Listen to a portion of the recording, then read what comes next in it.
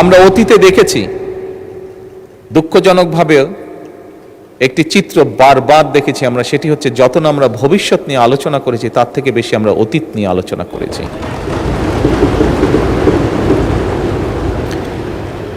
মাননীয় স্পিকার, আমি মনে করি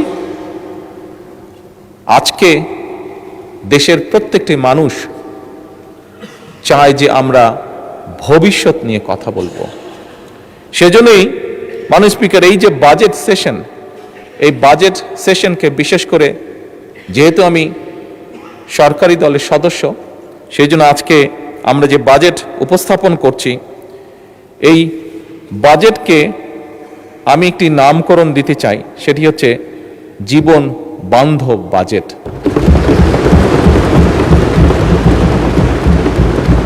মাননীয় স্পিকার, বাস্তবতা হচ্ছে খুব স্বাভাবিকভাবে যেহেতু বাজেটটি সরকারি দল উপস্থাপন করছে, আমরা স্বাভাবিকভাবেই চেষ্টা করব যে একটি সুন্দর, একটি স্বাভাবিক, একটি বাস্তবমুখী বাজেট উপস্থাপন করার জন্য। আমি বুঝি, আমি জানি, আমরা যে যত সুন্দর বাজেটই উপস্থাপন করি, যে যেটাই বলি না কেন, আমার মনে হয় এই কথাটিও বোধহয় মাননীয় বিরোধী দলের নেতা বলেছেন, যাই আমরা উপস্থাপন করি না কেন সবকিছু কোনটা দিলেই যে সবকিছু একদম ঠিক হয়ে যাবে তা নয়, তা নয়। বাস্তবতা অনেক কঠিন। তারপরে বিভিন্ন বিষয় বিবেচনা করে মাননীয় স্পিকার, যে বাজেটটি আমরা এখানে উপস্থাপন করেছি সেটি অবশ্যই আমরা চেষ্টা করেছি আমাদের সর্বোচ্চ দিয়ে, আমাদের সর্বোচ্চ বুদ্ধি, বিবেক, জ্ঞান দিয়ে আমরা চেষ্টা করেছি এমন একটি বাজেট উপস্থাপন করতে, যেই বাজেটটি শ্রেণী পেশা সমাজের সকল মানুষ কিছুটা হলেও স্বস্তির শ্বাস ফেলতে পারে। মাননীয় স্পিকার, এই বাজেটটি যেদিন উপস্থাপন করা হয়, মাননীয় অর্থমন্ত্রী যখন বাজেটটি উপস্থাপন করেছিলেন, অনেকগুলো বিষয়ের মধ্যে আমরা দেখেছিলাম সেদিন আমাদের বোনেরা একটি বিষয়ে জানার পরে অত্যন্ত জোরালোভাবে শুভেচ্ছা জানিয়েছেন উভয় পক্ষের। সেটা হচ্ছে যে নিত্য প্রয়োজনীয় যেসব জিনিস আছে, নিত্য প্রয়োজনীয় বলতে যা আমরা সাধারণত বুঝে থাকি, এরকম 61টি পণ্যের উপর বলা যায় সম্পূর্ণভাবে আগে যা ট্যাক্স ছিল সেগুলো প্রত্যাহার করে নেওয়া হয়েছিল।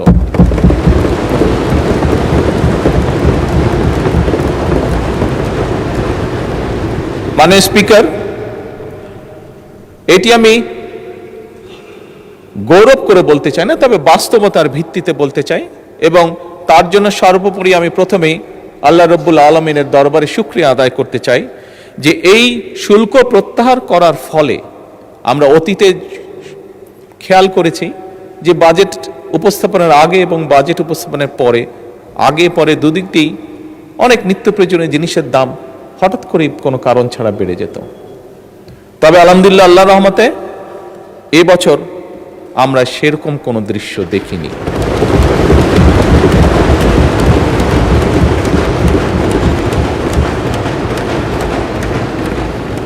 মাননীয় স্পিকার, একটি রাজনৈতিক দল হিসেবে, একটি রাজনৈতিক সরকার হিসাবে আমরা মনে করি আমাদের জনগণের প্রতি যে দায়িত্ব, তার একটু হলেও আমরা হয়তো পূরণ করতে সক্ষম হয়েছি, কিছুটা হলেও আমরা জনগণকে রিলিফ দিতে পেরেছি।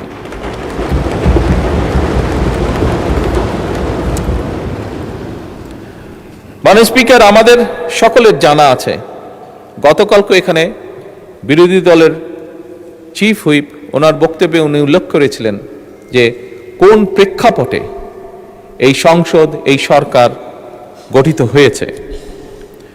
মাননীয় স্পিকার,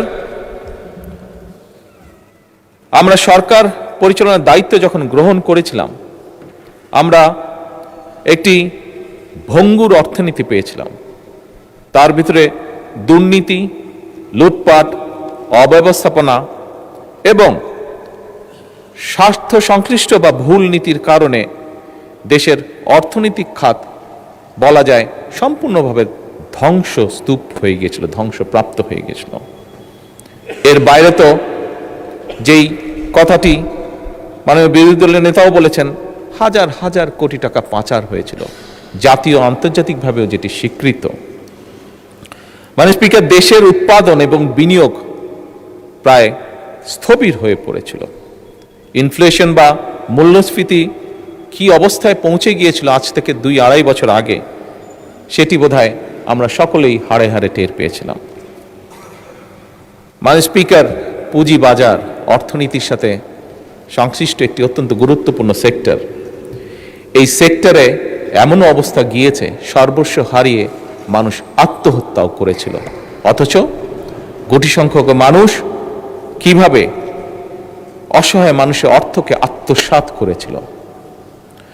বৈদেশিক মুদ্রার রিজার্ভ হাজার কোটি টাকা পাচারের মাধ্যমে এবং অপচয়ের মাধ্যমে বৈদেশিক মুদ্রার রিজার্ভ কি ভয়াবহ অবস্থায় পৌঁছেছিল সেটি নিশ্চয়ই কারো অজানা নয়। মাননীয় স্পিকার, টাকার যে এক্সচেঞ্জ বা হার হ্রাস এটি 40% নেমে গিয়েছিল।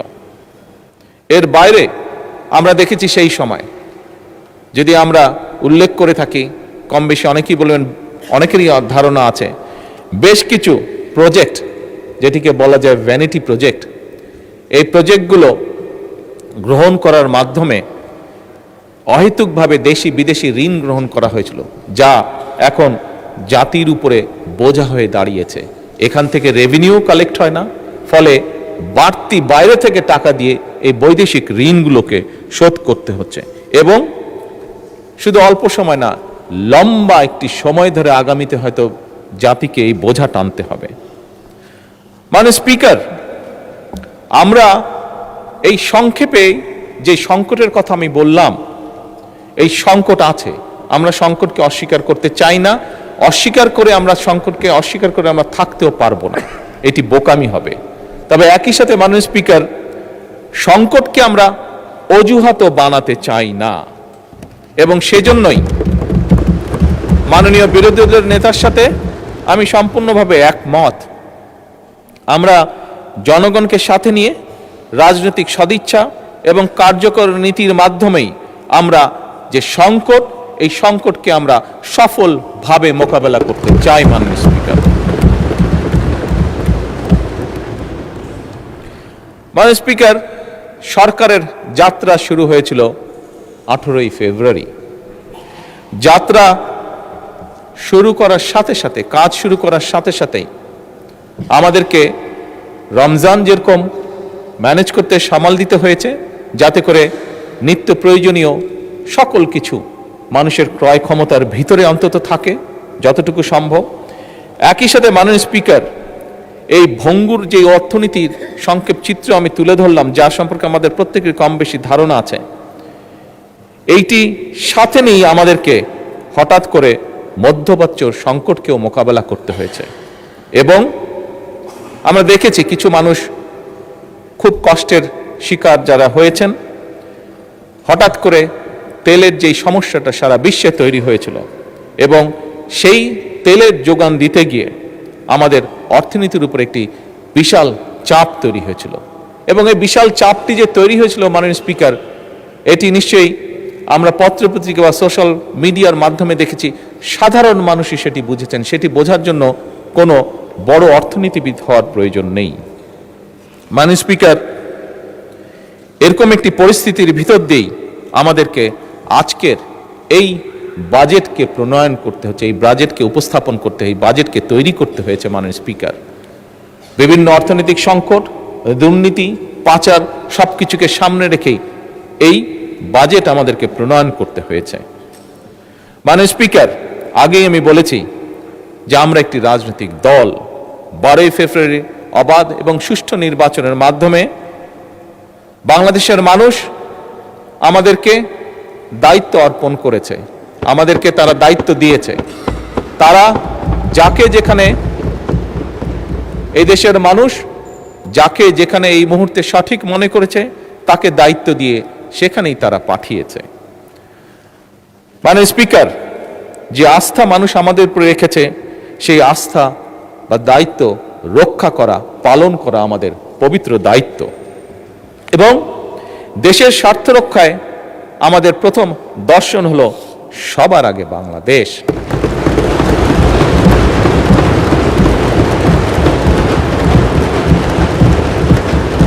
মাননীয় স্পিকার,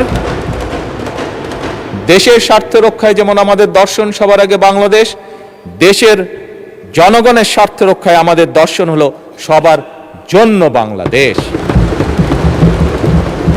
এবং এই দর্শনের ভিত্তিতেই মাননীয় স্পিকার আমরা একটি গণতান্ত্রিক, মানবিক এবং কল্যাণমূলক রাষ্ট্র গঠনের লক্ষ্য নিয়ে 2026 এবং 27-এর অর্থ বছরের বাজেট প্রণয়ন করছি। মাননীয় স্পিকার, স্বাভাবিক জনসংখ্যা বাড়ছে, অর্থনীতি বাড়ছে, মানুষের সকল অবস্থার সিচুয়েশনের পরিবর্তন ঘটছে এবং স্বাভাবিকভাবেই প্রয়োজনীয়তা অনুযায়ী, বাস্তব প্রয়োজনীয়তা অনুযায়ী বাজেট বড়ই দিতে হয়েছে। বাজেট বড়ই হয়, পৃথিবীর সব দেশেই তাই হয়ে থাকে, বাংলাদেশের ব্যতিক্রম নয়। মাননীয় স্পিকার, আমরা যে বাজেট সেশনে আলোচনা করছি বাজেট, এই আলোচনায় অনেক সদস্য হতেই পারে, হওয়াটাই স্বাভাবিক, যেটা আমরা বলেছি, আমি একমত বিরোধী দলের নেতার সাথে, বিভিন্ন জনের বিভিন্ন মতামত থাকতেই পারে। অনেকে এই বাজেটের আকার নিয়ে বলেছেন আকার হয়তো বড় হয়েছে, প্রশ্ন তুলেছেন বা তাদের কনসার্ন এক্সপ্রেস করেছেন। মাননীয় স্পিকার, মানুষের স্বপ্ন বা অধিকারের পরিধি কিন্তু এই সংখ্যার চেয়ে অনেক অনেক বড়। এবারে বাজেটে মাননীয় স্পিকার শুধু বার্ষিক, এবার যে বাজেট, এই বাজেটটি শুধু বার্ষিক আয় ব্যয়ের হিসাব নয় মাননীয় স্পিকার, বরং বাজেট বাংলাদেশের অর্থনীতিকে একটা নতুন ভিত্তির উপরে আমরা দাঁড় করাতে চাই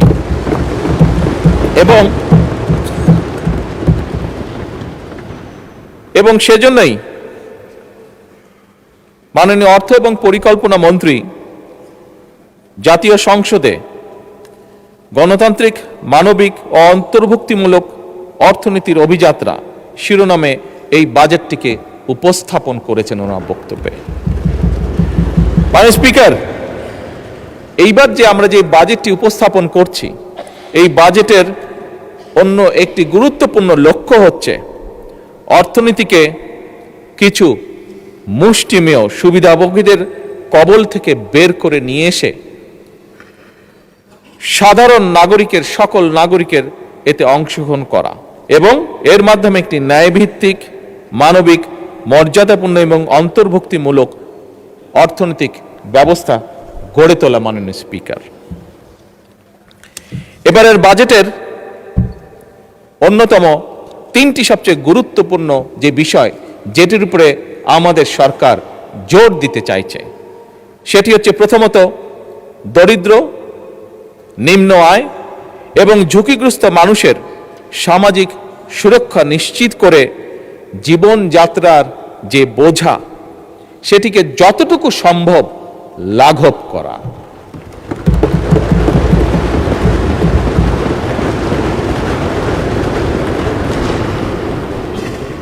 মাননীয় স্পিকার, মাননীয় বিরোধী দলের নেতা একটি কথা বলেছেন, স্বাভাবিকভাবে রাজনীতিতে থাকে, উনি বলেছেন কুচিকাটা করার কথা রাজনৈতিক ভাষায়, হ্যাঁ, কুচি কুচি করা উনি বলেছেন বিভিন্ন বক্তব্যে, বিবৃতির মাধ্যমে। মাননীয় স্পিকার, হয়তো রাজনীতির একটি অংশ এটি, তবে মাননীয় স্পিকার, আমরা দেখেছি স্বৈরাচারের সময়, আমরা দেখেছি এই বাংলাদেশের অর্থনীতিকে কিভাবে কুচি কুচি করা হয়েছে বিভিন্ন ব্যক্তির স্বার্থে, বিভিন্ন ব্যক্তি, বিভিন্ন হাউজের স্বার্থে এই অর্থনীতিকে কিভাবে কুচি কুচি করে করা হয়েছে। মাননীয় স্পিকার, এবারকার বাজেটের অন্যতম মূল লক্ষ্য হচ্ছে অর্থনীতিতে ধীরে ধীরে শৃঙ্খলাকে ফিরিয়ে নিয়ে আসা।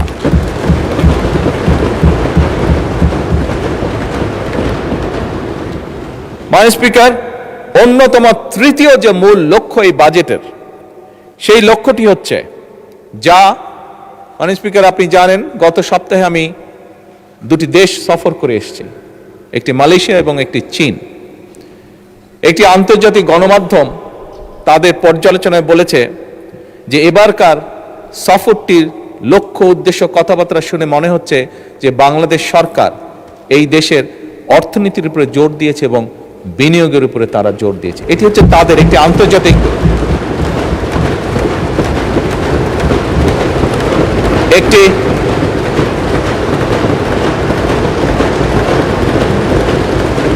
একটি আন্তর্জাতিক গণমাধ্যমের অ্যানালাইসিস। মাননীয় স্পিকার, ওনারা সঠিক বলেছেন, আমাদের তৃতীয় এবং সবচেয়ে গুরুত্বপূর্ণ যে লক্ষ্য এই বাজেটে, সেটি হচ্ছে বিনিয়োগ, উৎপাদন এবং কর্মসংস্থানের যে চাকা, সেটিকে সচল এবং শুধু সচলই নয়, সেটিকে বেগবান করা।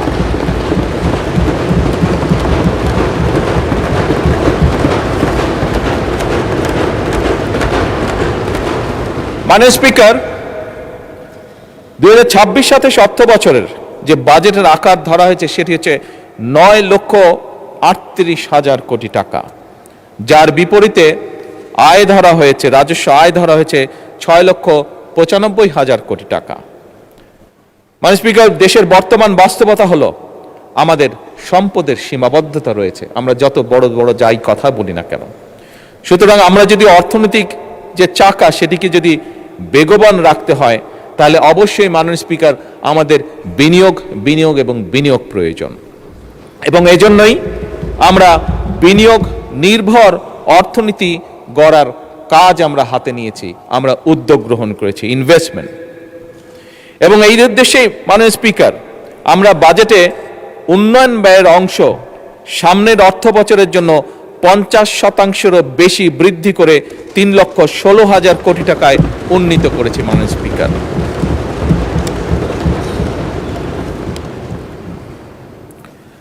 আবারও আমি মাননীয় বিরোধী দলের একটি কথাকে কোট করে বলতে চাই যে আমাদের লক্ষ্যই হচ্ছে জনগণের অর্থ জনগণের কল্যাণে, উৎপাদনশীল খাতে ব্যয় হবে, এটিই আমাদের নীতি, এটি আমাদের লক্ষ্য।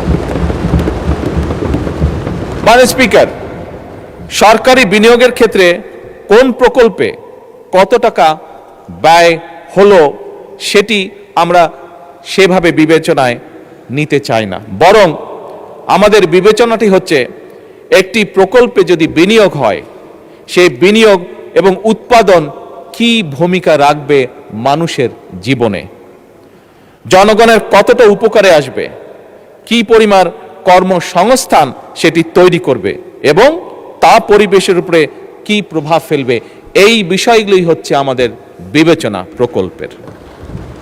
আমাদের অর্থনৈতিক কৌশল 3টি ধাপে আমরা বাস্তবায়ন করতে চাই। মাননীয় স্পিকার, প্রথমটি হচ্ছে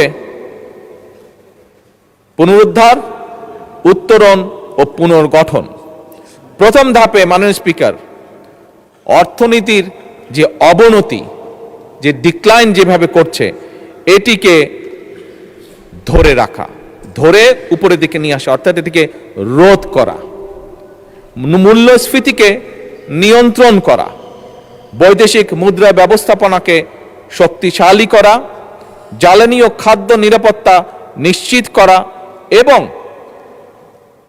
একটি রাজনৈতিক সরকার হিসাবে একটি মূল যেটি লক্ষ্য হচ্ছে প্রান্তিক জনগোষ্ঠীর সুরক্ষা বৃদ্ধি করা। অর্থাৎ যারা আমাদেরকে ভোট দিয়ে এখানে পাঠিয়েছে তাদের জন্য কাজ করার জন্য তাদের সুরক্ষা বৃদ্ধি করা। মাননীয় স্পিকার, দ্বিতীয় ধাপে আমরা চাই রাজস্ব সংস্কার, ব্যাংকিং খাতের পুনর্গঠন, বিনিয়োগ পরিবেশের উন্নয়ন, রফতানি বহুমুখীকরণ এবং অবশ্যই কর্মসংস্থান সম্প্রসারণ করা। তৃতীয় ধাপে মাননীয় স্পিকার, উৎপাদনশীল, উদ্ভাবন নির্ভর, প্রতিযোগিতা এবং অন্তর্ভুক্তিমূলক অর্থনীতির ভিতকে সুদৃঢ় করা।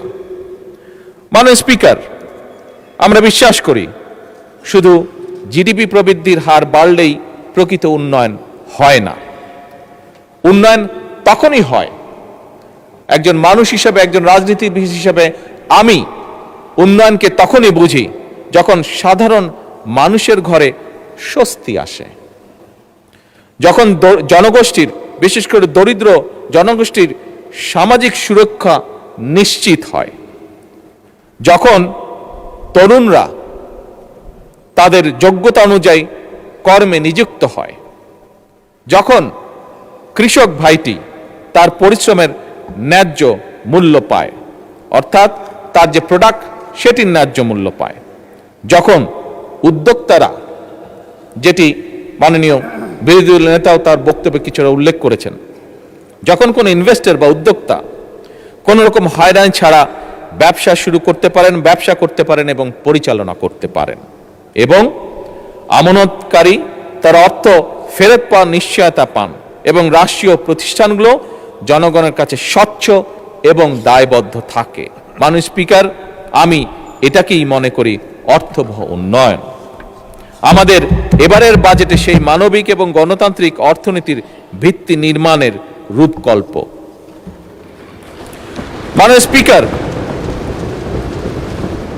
মাননীয় স্পিকার, স্বাভাবিকভাবেই অর্থনীতি একটি সিরিয়াস ম্যাটার। আমরা সেই জন্য পরিকল্পনা গ্রহণ করে পরিকল্পনার মাধ্যমে আমরা এগোতে চাই, এবং সেজন্যই আমরা এমন একটা অর্থনৈতিক ব্যবস্থা বা অর্থনীতি গড়ে তুলতে চাই যেখানে মাননীয় স্পিকার ঋণ নয়, উৎপাদন হবে বিনিয়োগ নির্ভর, কাগজে প্রবৃদ্ধি নয়, বরং কর্মসংস্থান এবং জনগণের জীবনযাত্রার মান হবে উন্নয়নের বড় সূচক। মাননীয় স্পিকার, বাংলাদেশ, যে বাংলাদেশকে নিয়ে আমরা অনেক কিছু ভাবি, অনেক চিন্তা করি, এমন একটি বাংলাদেশকে আমরা গড়তে চাই, এমন একটি বাংলাদেশকে আমরা গড়ে তুলতে চাই যেখানে আমাদের তরুণরা তারা চাকরির জন্য বছরের পর বছর অপেক্ষা করবে না, বরং তার মেধা, দক্ষতা এবং উদ্যোক্তা দিয়ে তার যে উদ্যমী যেই শক্তিটি আছে সেটি দিয়ে নিজেই নিজের কর্মসংস্থান সৃষ্টি করতে পারবে। এবং মাননীয় স্পিকার, সে কারণেই আপনি খেয়াল করে দেখবেন এবারের বাজেটে আমরা যেটি চেষ্টা করেছি, মাননীয় স্পিকার, 100% সফল এখনো হয়তো আমরা হতে পারিনি, কিন্তু আমরা যে উদ্যোগটা গ্রহণ করেছি, যে চেষ্টা করেছি, সেটি হচ্ছে দেশীয় শিল্পকে বিকাশের জন্য আমরা সব রকম প্রাধান্য দেওয়ার চেষ্টা করেছি, এবং একই সাথে মাননীয় স্পিকার, নতুন কর্মসংস্থান যেখানে যে সেক্টরে সৃষ্টি হতে পারে সেটির পথ আমরা সুগম করার চেষ্টা করেছি। মাননীয় স্পিকার, আমাদের লক্ষ্য, আগেও বলেছি মাননীয় স্পিকার, আমাদের লক্ষ্য হচ্ছে একটা বাংলাদেশ তৈরি করে যেটা হবে উৎপাদনমুখী দেশ, রফতানিমুখী এবং উদ্ভাবন নির্ভর অর্থনীতি তৈরি করা আমাদের। এবং এ কারণেই কিন্তু মাননীয় স্পিকার, এখানেও আমি বলেছি, আমাদের শিল্পমন্ত্রী ওনার একটি বক্তব্যে কয়েকদিন আগে বলেছেন, আমরা যে সকল বাস্তবায়নের জন্য এই অর্থনীতির যে গতি চাকা, এটিকে বেগবান করার জন্য মাননীয় স্পিকার, আমরা বন্ধ এবং রুগ্ন যে শিল্প কারখানাগুলো আছে সেগুলো চালু করার বিভিন্ন রকম উদ্যোগ আমরা গ্রহণ করেছি। মাননীয় স্পিকার, নতুন শিল্প স্থাপনে সহায়তা প্রদানের আমরা চেষ্টা করছি, দেশীয় এবং বিদেশি বিনিয়োগকে আকৃষ্ট করা, এবং একই সাথে মাননীয় স্পিকার, শিল্প অঞ্চল ভিত্তিক কর্মসংস্থান নতুন সুযোগ যাতে সৃষ্টি করতে পারে সেটাও আমরা চেষ্টা করছি। মাননীয় স্পিকার, একটু আগে বিরোধী দলের নেতা উল্লেখ করেছেন, আপনি উল্লেখ করেছেন, এবং আমাদের এখানে সংসদ সদস্য আছেন জনাব পার্থ, উনিও ওনার বক্তব্যে বলেছেন ওনাদের এলাকার কথা, আপনারা তিনজনই বলেছেন ভোলার কথা। মাননীয় স্পিকার, যেহেতু এই বিষয়টি এসছে, আমি ওদিন বলেছিলাম যে একটি পরিকল্পনা আমাদের আছে, যেহেতু ওখানে গ্যাস পাওয়া গিয়েছে, এনার্জি পাওয়া গেছে, আমরা ওখানে শিল্প পার্ক তৈরি করতে পারি কিনা সেই ব্যবস্থা পরিকল্পনা অলরেডি আমরা গ্রহণ করছি।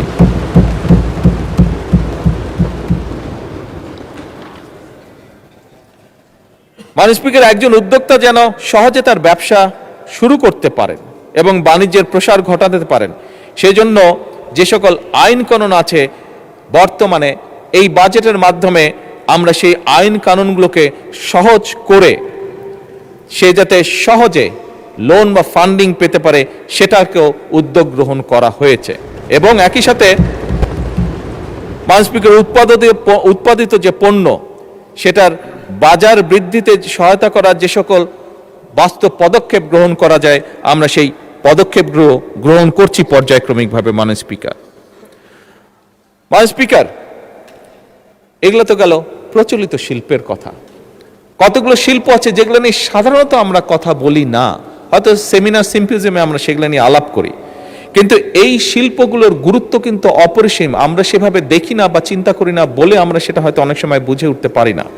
এই শিল্পগুলোর সাথে বিরাট একটি অংশ জড়িত আছে, যার মধ্যে বিরাট একটি অংশ হচ্ছেন আমাদের মা বোনেরা।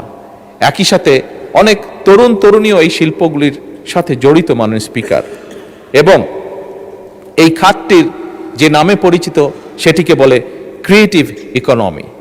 মাননীয় স্পিকার, কেউ কেউ হয়তো জিজ্ঞেস করতে পারেন এই ক্রিয়েটিভ ইকোনমির মধ্যে কারা কারা পড়তে পারে। এর মধ্যে মাননীয় স্পিকার চলচ্চিত্র পড়ে, থিয়েটার পড়ে, সঙ্গীত পড়ে, ডিজিটাল কন্টেন্ট পড়ে, ওটিটি পড়ে, গেমিং পড়ে, ডিজাইন পড়ে, ফ্যাশন পড়ে, সফটওয়্যার পড়ে, পর্যটন, এমনকি খেলাধুলা, এই সকল সেক্টরগুলি এর মধ্যে মোটামুটিভাবে ইনক্লুডেড। মাননীয় স্পিকার, এই সেক্টরগুলোর মধ্যে লক্ষ কোটি মানুষ জড়িত। আমরা এই সেক্টরগুলোর উপরে জোর দিতে চাই এবং এখান থেকে এই সেক্টরগুলোকে আমরা আরো ভাইব্রেন্ট করে গড়ে তুলতে চাই। এবং সে কারণে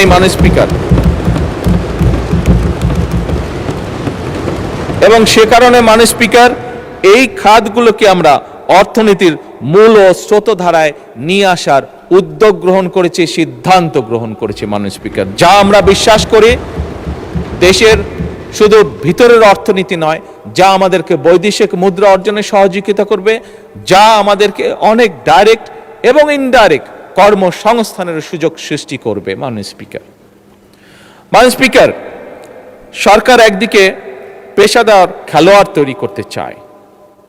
আমাদের গ্যালারিতে আজকে অনেক তরুণ তরুণীরা আছে, এদের মধ্যে অনেকেই আছে যারা বাই বন্ড, যারা বিভিন্ন, তাদেরকে যদি একটু সুযোগ দেওয়া হয় বাই বন্ড তারা ভালো খেলোয়াড় হতে পারবে। মাননীয় স্পিকার, আপনি নিজেও আপনার জীবনে একজন ভালো ফুটবল প্লেয়ার ছিলেন। মাননীয়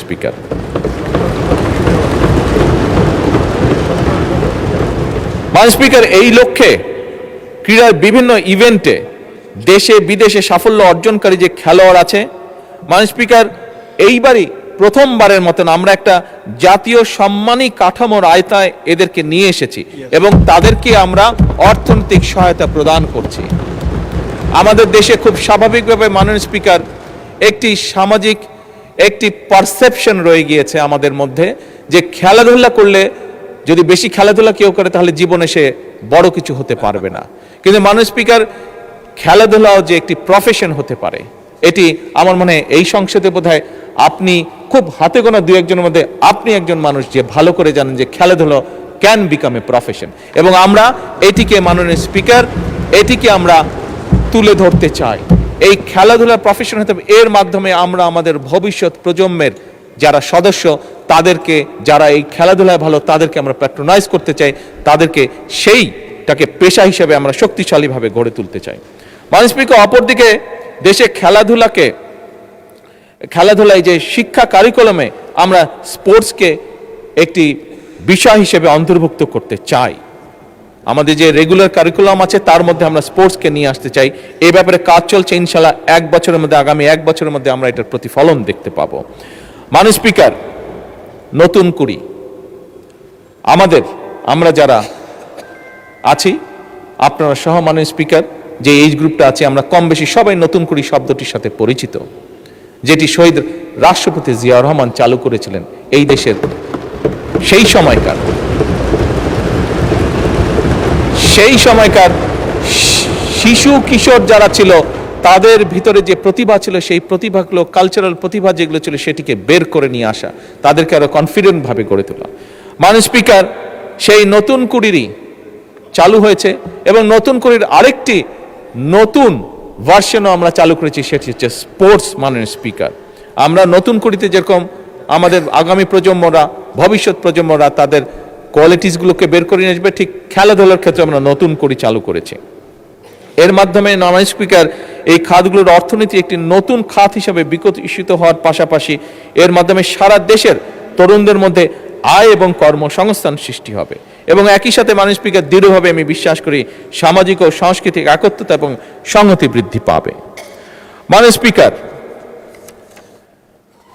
মাননীয় বিরোধী দলীয় নেতা তার বক্তব্যে উল্লেখ করেছেন, আমরা সকলেই জানি যে বাংলাদেশের যে শ্রম বাজার বিদেশে আছে, এটির উদ্যোক্তা ছিলেন শহীদ রাষ্ট্রপতি জিয়াউর রহমান।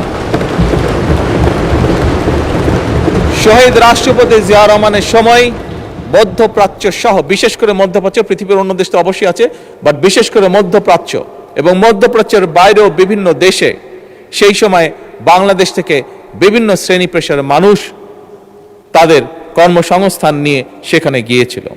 মাননীয় স্পিকার, শহীদ জিয়ার সেই ধারাবাহিকতাটাকে রক্ষা করে বর্তমান সরকার বৈশ্বিক শ্রমবাজারে আরো বেশি সংখ্যক দক্ষ জনশক্তি জন্য নতুন নতুন বৈদেশিক কর্মসংস্থানের সুযোগ সৃষ্টি করার চেষ্টা করছে মাননীয় স্পিকার।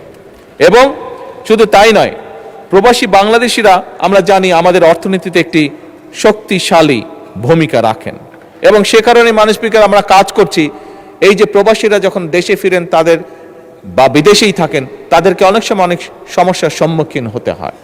এই সমস্যার সম্মুখীন যেগুলা তারা হন এইগুলো যাতে কিছুটা হলেও তাদেরকে আমরা রিলিফ দিতে পারি, সেই জন্য মাননীয় স্পিকার আমরা একটি কার্ডের উপরে কাজ করছি যেটির নাম আমরা দিয়েছি প্রবাসী কার্ড।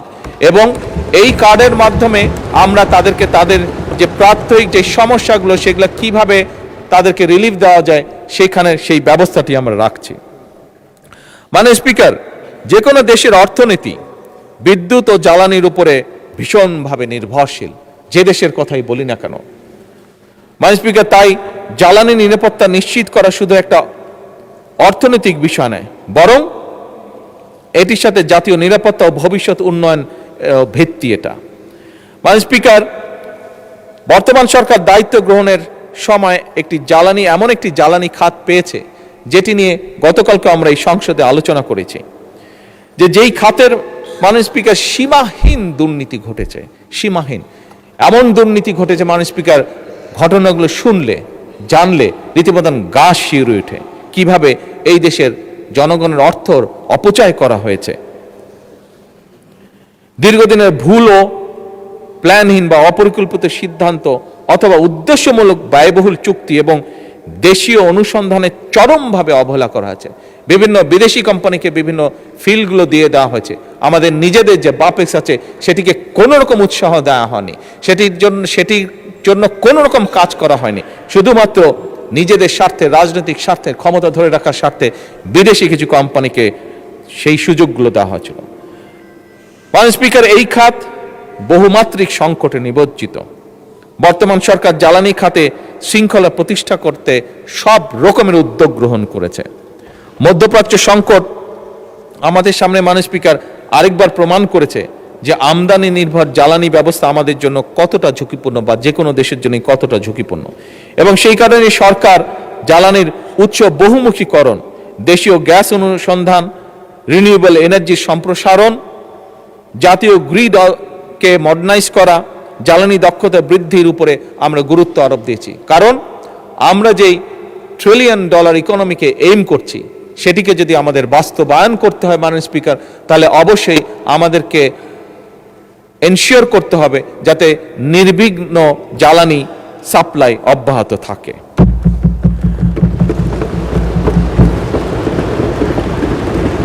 মাননীয় স্পিকার, বাংলাদেশ একসময় বাংলাদেশের অর্থনীতি বলতে প্রথমেই যেই চিত্রটি বা যেই সেক্টরটি আমাদের সামনে উঠে আসতো সেটি হচ্ছে কৃষি। এই অর্থনীতিকে, কৃষি নির্ভর যে অর্থনীতি আমাদের, এটিকে চাঙ্গা রাখার কোনো এছাড়া আমাদের কোনো বিকল্প আমাদের সামনে নেই। এবং সেজন্যই মাননীয় স্পিকার, কৃষি এবং কৃষককে বাঁচানোর জন্য এই সরকার যতটুকু যা করা প্রয়োজন একটি সরকারের পক্ষে আমরা আমাদের অবস্থান থেকে চেষ্টা করছি প্রত্যেকটি ব্যবস্থা গ্রহণ করার জন্য। এবং সে কারণেই মাননীয় স্পিকার, সে কারণেই নিশ্চয়ই এখানে আপনি সহ সকল সংসদ সদস্যের মনে আছে নির্বাচনের সময় আমরা এই দেশের কৃষক ভাইদের কাছে একটি ওয়াদা করেছিলাম যে আমরা যদি সরকার গঠনে সক্ষম হই তাহলে সেই সময় 10,000 টাকা পর্যন্ত কৃষি ঋণ যাদের ছিল সুদ সহ সেই ঋণ আমরা মওকুফ করব। মাননীয় স্পিকার, আল্লাহ রাব্বুল আলামিনের কাছে অশেষ কৃতজ্ঞতা প্রকাশ করি। আল্লাহ রাব্বুল আলামিন আমাদেরকে সেই সুযোগটা দিয়েছেন এবং সরকার গঠন করার প্রথম সপ্তাহে প্রথম ক্যাবিনেট মিটিংয়েই আমরা সিদ্ধান্ত গ্রহণ করে 10,000 টাকা পর্যন্ত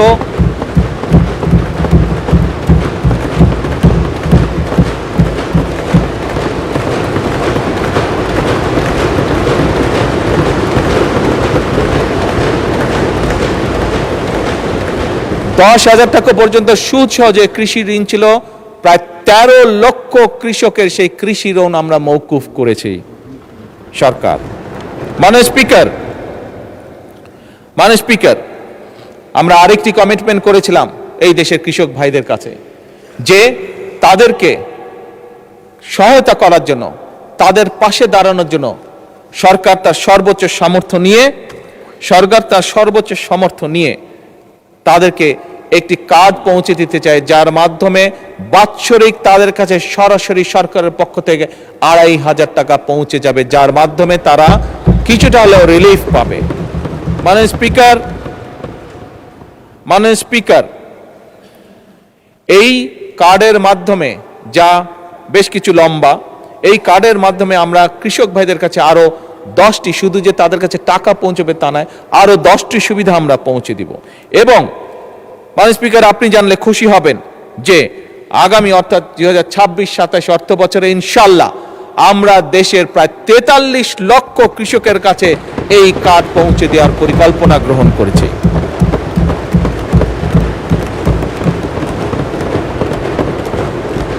মাননীয় স্পিকার, কৃষির ব্যাপারে সংক্ষেপে আপনার সামনে তুলে ধরলাম, এই সংসদের সামনে তুলে ধরলাম। কৃষির সাথে আরেকটি বিষয় ওতপ্রোতভাবে জড়িত।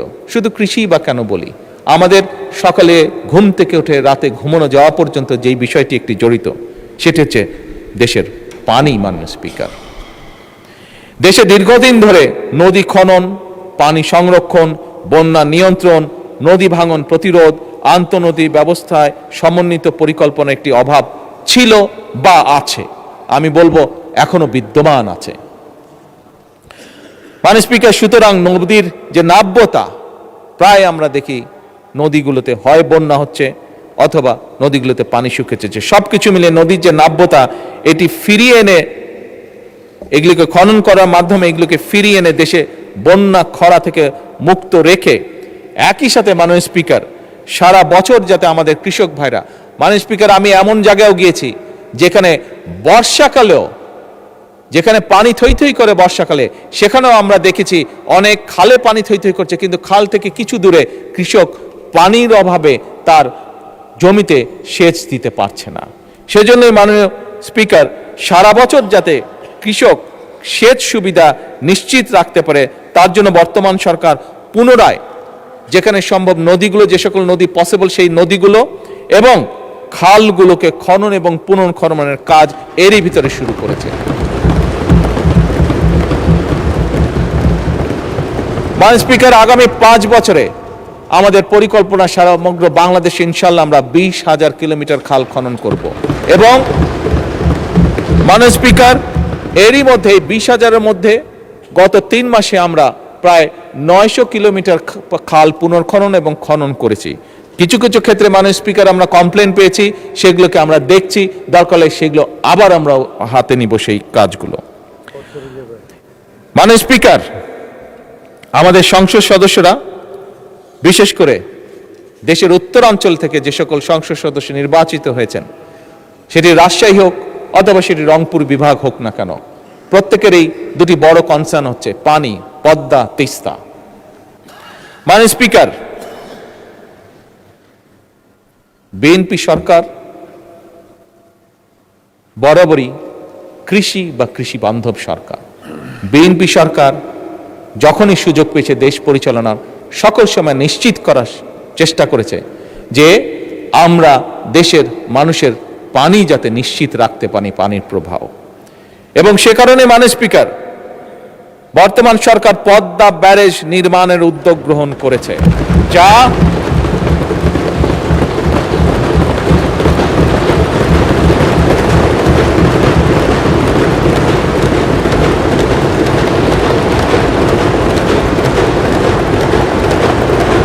এই ব্যারেজ নির্মাণের মাধ্যমে বর্ষা মৌসুমে যে অতিরিক্ত পানি আমাদের কাছে আসে, সেই পানিটিকে আমরা ধরে রাখবো, যাতে করে শুষ্ক মৌসুম এবং বছরের বাকি সময়টা আমরা কৃষক সহ সকলের কাছে পানি সরবরাহ করতে পারি। মাননীয় স্পিকার, এবার আমি আরেকটু উত্তরের দিকে চলে যাই এবং সেই উত্তরে অবস্থান করছে আমাদের তিস্তা। মাননীয় স্পিকার, জাতীয় অগ্রাধিকার ভিত্তিতে ইনশাল্লাহ এই সরকার যে কোনো মূল্যে তিস্তা ব্যারেজ মহাপরিকল্পনা বাস্তবায়ন করবে।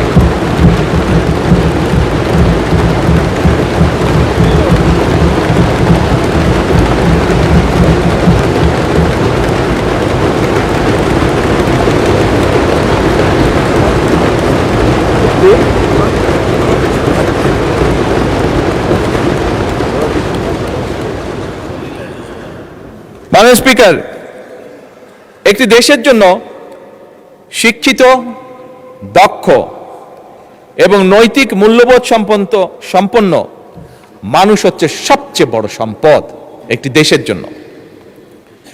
আমরা দেখেছি ফ্যাসিবাদের ১.৫ দশকে কিভাবে শিক্ষা ব্যবস্থাকে একদম পরিকল্পিতভাবে ধ্বংস করে দেওয়া হয়েছিল। মাননীয় স্পিকার, আমরা এডুকেশন ফার্স্ট, মাননীয় স্পিকার আপনি জানেন ভালো করে, কয়েকদিন আগে আমি যখন মালয়েশিয়া ট্যুরে গিয়েছিলাম, এয়ারপোর্ট থেকে যখন আমরা শহরে যাচ্ছি, আমাদেরকে যখন নিয়ে যাচ্ছে, তখন এয়ারপোর্ট থেকে বেরোতেই বিশাল বড় এক সাইনবোর্ড, সেই সাইনবোর্ডের মধ্যে লেখা ছিল এডুকেশন ফার্স্ট। মাননীয় স্পিকার, এই নীতিতে তারা বিশ্বাস করে, বোঝা গেল তাদের যে পরিবর্তন, সেই পরিবর্তন এ কারণেই, কারণ তারা বিশ্বাস করে এডুকেশন ফার্স্ট। মাননীয় স্পিকার, আমি এবং আমরা সমগ্র জাতি আমরা বিশ্বাস করতে চাই এডুকেশন ফার্স্ট নীতি বাস্তবায়নে।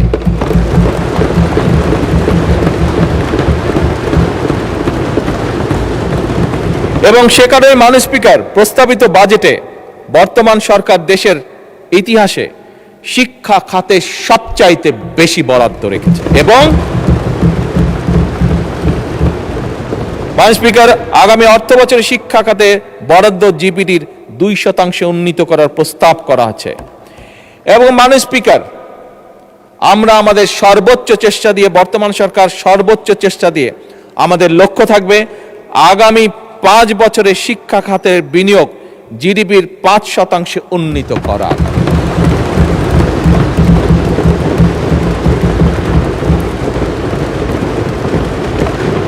মাননীয় স্পিকার, আপনি আপনার পরিবার, আপনার সমাজ ব্যবস্থা, আমরা আমাদের পরিবার সমাজ ব্যবস্থায় প্রায় দেখি আমাদের আত্মীয় স্বজন পরিবারের অনেক ইয়াং সদস্য সার্টিফিকেট নিয়ে এসেছে, কিন্তু এই সার্টিফিকেট নিয়ে মাসের পর মাস, বছরের পর বছর সে কর্মসংস্থানের জন্য ঘুরে বেড়াচ্ছে, কিন্তু বেচারা একটি কর্মসংস্থানের ব্যবস্থা করতে পারছে না।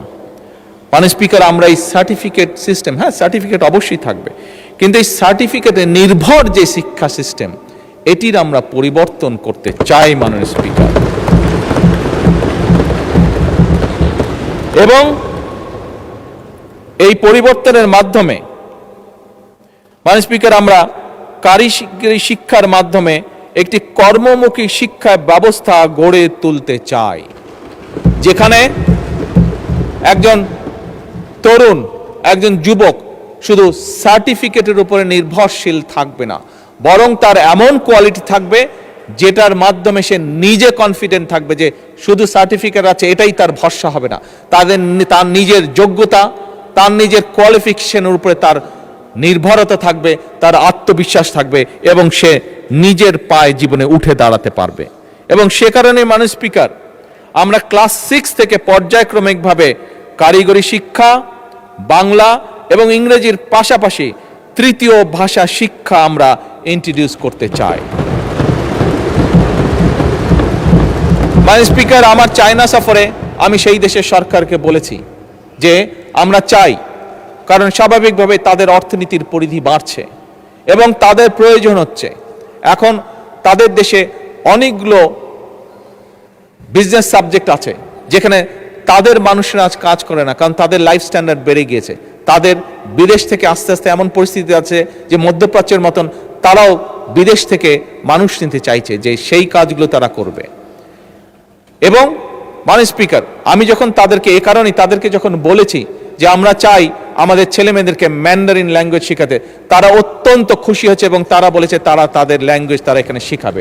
মাননীয় স্পিকার, আমি যা দেখে এসেছি, আমার সফরে আমি যা দেখে এসেছি, যে আমরা যদি আমাদের সন্তানদেরকে তৃতীয় ভাষা হিসেবে কয়েকটি ভাষার মধ্যে যদি, যেহেতু আসলে আমি মাত্র চায়না থেকে এসেছি সেই জন্যই ম্যান্ডারিনের কথাটি বলেছি, এই ভাষা আমরা শিখাতে পারি, আমি ব্যক্তিগতভাবে দৃঢ়ভাবে বিশ্বাস করি আমাদের প্রজন্মের বহু মানুষকে আমরা সুন্দর একটি ভবিষ্যৎ তৈরি করে দিতে সক্ষম হব। মাননীয় স্পিকার, একই সাথে মাননীয় স্পিকার, শুধু ম্যান্ডারিন না, এর বাইরে জাপানিজ আছে, এর বাইরে আমরা ফ্রেঞ্চ আছে, জার্মান আছে, অ্যারাবিক আছে, এই ভাষাগুলো আমরা ইন্ট্রোডিউস করতে চাইছি মাননীয় স্পিকার, থার্ড ল্যাঙ্গুয়েজ হিসাবে।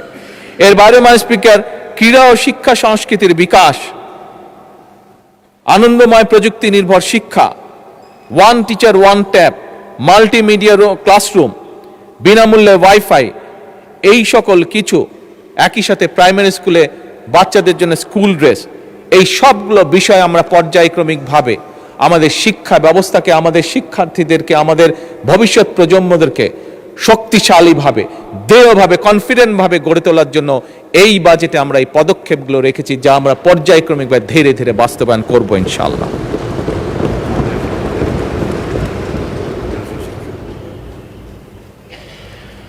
মাননীয় স্পিকার, শিক্ষা ব্যবস্থার মধ্যে একটি বিষয় মাননীয় বিরোধী নেতা উল্লেখ করেছেন, মাদ্রাসা শিক্ষা। মাননীয় স্পিকার, আমরা মাদ্রাসা শিক্ষার বাইরে যে রেগুলার শিক্ষা আছে সেটিকে যেভাবে গুরুত্ব সহকারে পর্যায়ক্রমিকভাবে পরিকল্পনার মধ্যে সাজিয়ে সামনে এগিয়ে নিতে যাচ্ছি, একইভাবে মাননীয় স্পিকার, মাদ্রাসা শিক্ষার ব্যাপারেও একইভাবে আমরা তাদেরকে সেই পরিকল্পনা নিয়ে ভিতরে নিয়ে এসে আমরা একইভাবে সেটিকেও তুলে নিয়ে যেতে চাইছি, যাতে একজন সন্তান সে মাদ্রাসায় পড়েছে বলেই যে সে শুধু একটি বিষয়ে পারদর্শী হবে তা না। একটি জেনারেল শিক্ষা ব্যবস্থার ছাত্র বা ছাত্রী যেভাবে পারদর্শী অন্যান্য বিষয়, মাদ্রাসা শিক্ষা যে সকল ছাত্র বা ছাত্রী থাকবে তারাও একইভাবে সমভাবে সেই সকল বিষয়ে পারদর্শী হবে। এই পরিকল্পনা নিয়ে মাননীয় স্পিকার আমরা এগোচ্ছি। মাননীয় স্পিকার, ছোটবেলা থেকে পড়ে এসেছি চিকিৎসা মানুষের মৌলিক অধিকার। মাননীয় স্পিকার, এই কথাটি আমি, আমার সহকর্মীবৃন্দ, আমার অর্থমন্ত্রী, আমরা এই কথাটি দৃঢ়ভাবে মনে প্রাণে বিশ্বাস করি এবং বিশ্বাস করি বলেই মাননীয় স্পিকার, এবার বাজেটে সরকার এই চিকিৎসা সেবার উপরে সর্বোচ্চ গুরুত্ব দিয়েছে এবং সর্বোচ্চ বাজেট আমরা অ্যালোকেট করেছি। মাননীয় স্পিকার, এই প্রস্তাবিত যে বাজেট, এই বাজেটে জিডিপির 1.2% প্রস্তাব করেছে এইবার, কিন্তু ঠিক একইভাবে মাননীয় স্পিকার, আগামী 5 বছরে শিক্ষায় যেরকম আমরা জিডিপির 5% বরাদ্দ করতে চাই পর্যায়ক্রমিকভাবে ধীরে ধীরে, একই সাথে আমরা মাননীয় স্পিকার স্বাস্থ্য সেবাতেও আমরা জিডিপির বরাদ্দের 5% পরিকল্পিতভাবে উন্নীত করতে চাই আগামী 5 বছরে। মাননীয় স্পিকার, স্বাস্থ্যেরই বড় অস্বাস্থ্যকর অবস্থা। মাননীয় বিরোধী দল নেতা একটু আগে ওনার বক্তব্যে বলেছেন, আমি ওনার সাথে 101% একমত। এবং সে কারণে মাননীয় স্পিকার, আমরা একটা স্বাস্থ্য ব্যবস্থা গড়ে তুলতে চাই, যেই স্বাস্থ্য ব্যবস্থায় আমরা সহজেই প্রত্যেকটা নাগরিকের মিনিমাম স্বাস্থ্য ব্যবস্থা নিশ্চিত করতে পারি, এই একটি স্বাস্থ্য ব্যবস্থা গড়ে তুলতে চাই। আমরা জানি গতকালকে এই পার্লামেন্টে আলোচনা হয়েছে যে আমাদের জনগণ, বিরাট সংখ্যক একটা জনগণ, পরিবারের কেউ যদি অসুস্থ হয় তার চিকিৎসা ব্যয় মিটাতে গিয়ে পরিবার নিঃস্ব হয়ে যায় একদম। এবং সেইটিকে লক্ষ্য রেখেই মাননীয় স্পিকার আমরা সিদ্ধান্ত গ্রহণ করেছি, গতকালকেই বাজেটে উপস্থাপন করা হয়েছে এবং তার বাইরে গতকালকে আমি এবং মাননীয় অর্থমন্ত্রী আলোচনা করে আমরা সিদ্ধান্ত নিয়েছি মাননীয় স্পিকার,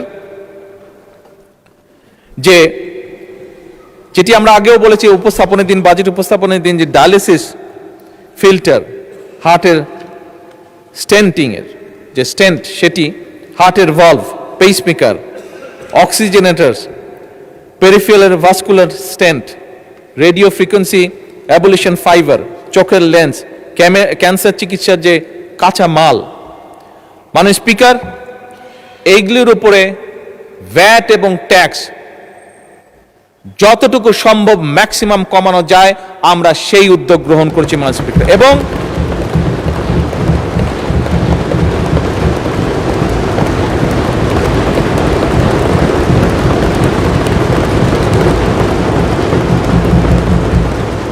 এর ফলে আমরা মানে স্পিকার হিসাব করে দেখেছি একজন লোকের, একজন মানুষের যদি এখন হার্টে স্টেন্ট করতে 1 লক্ষ টাকা লাগে, এই আগামী পরশুদিন থেকে মানে স্পিকার এই বাজেট পাস হওয়ার সাথে সাথে সেই খরচটি নেমে অলমোস্ট 50%, অর্থাৎ 50% চলে আসবে।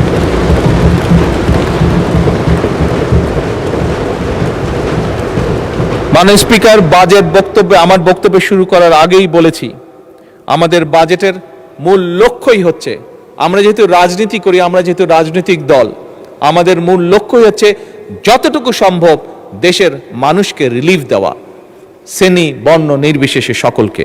এবং সেটির প্রতিফলন মানে স্পিকার আপনি চিকিৎসা খাতে দেখলেন।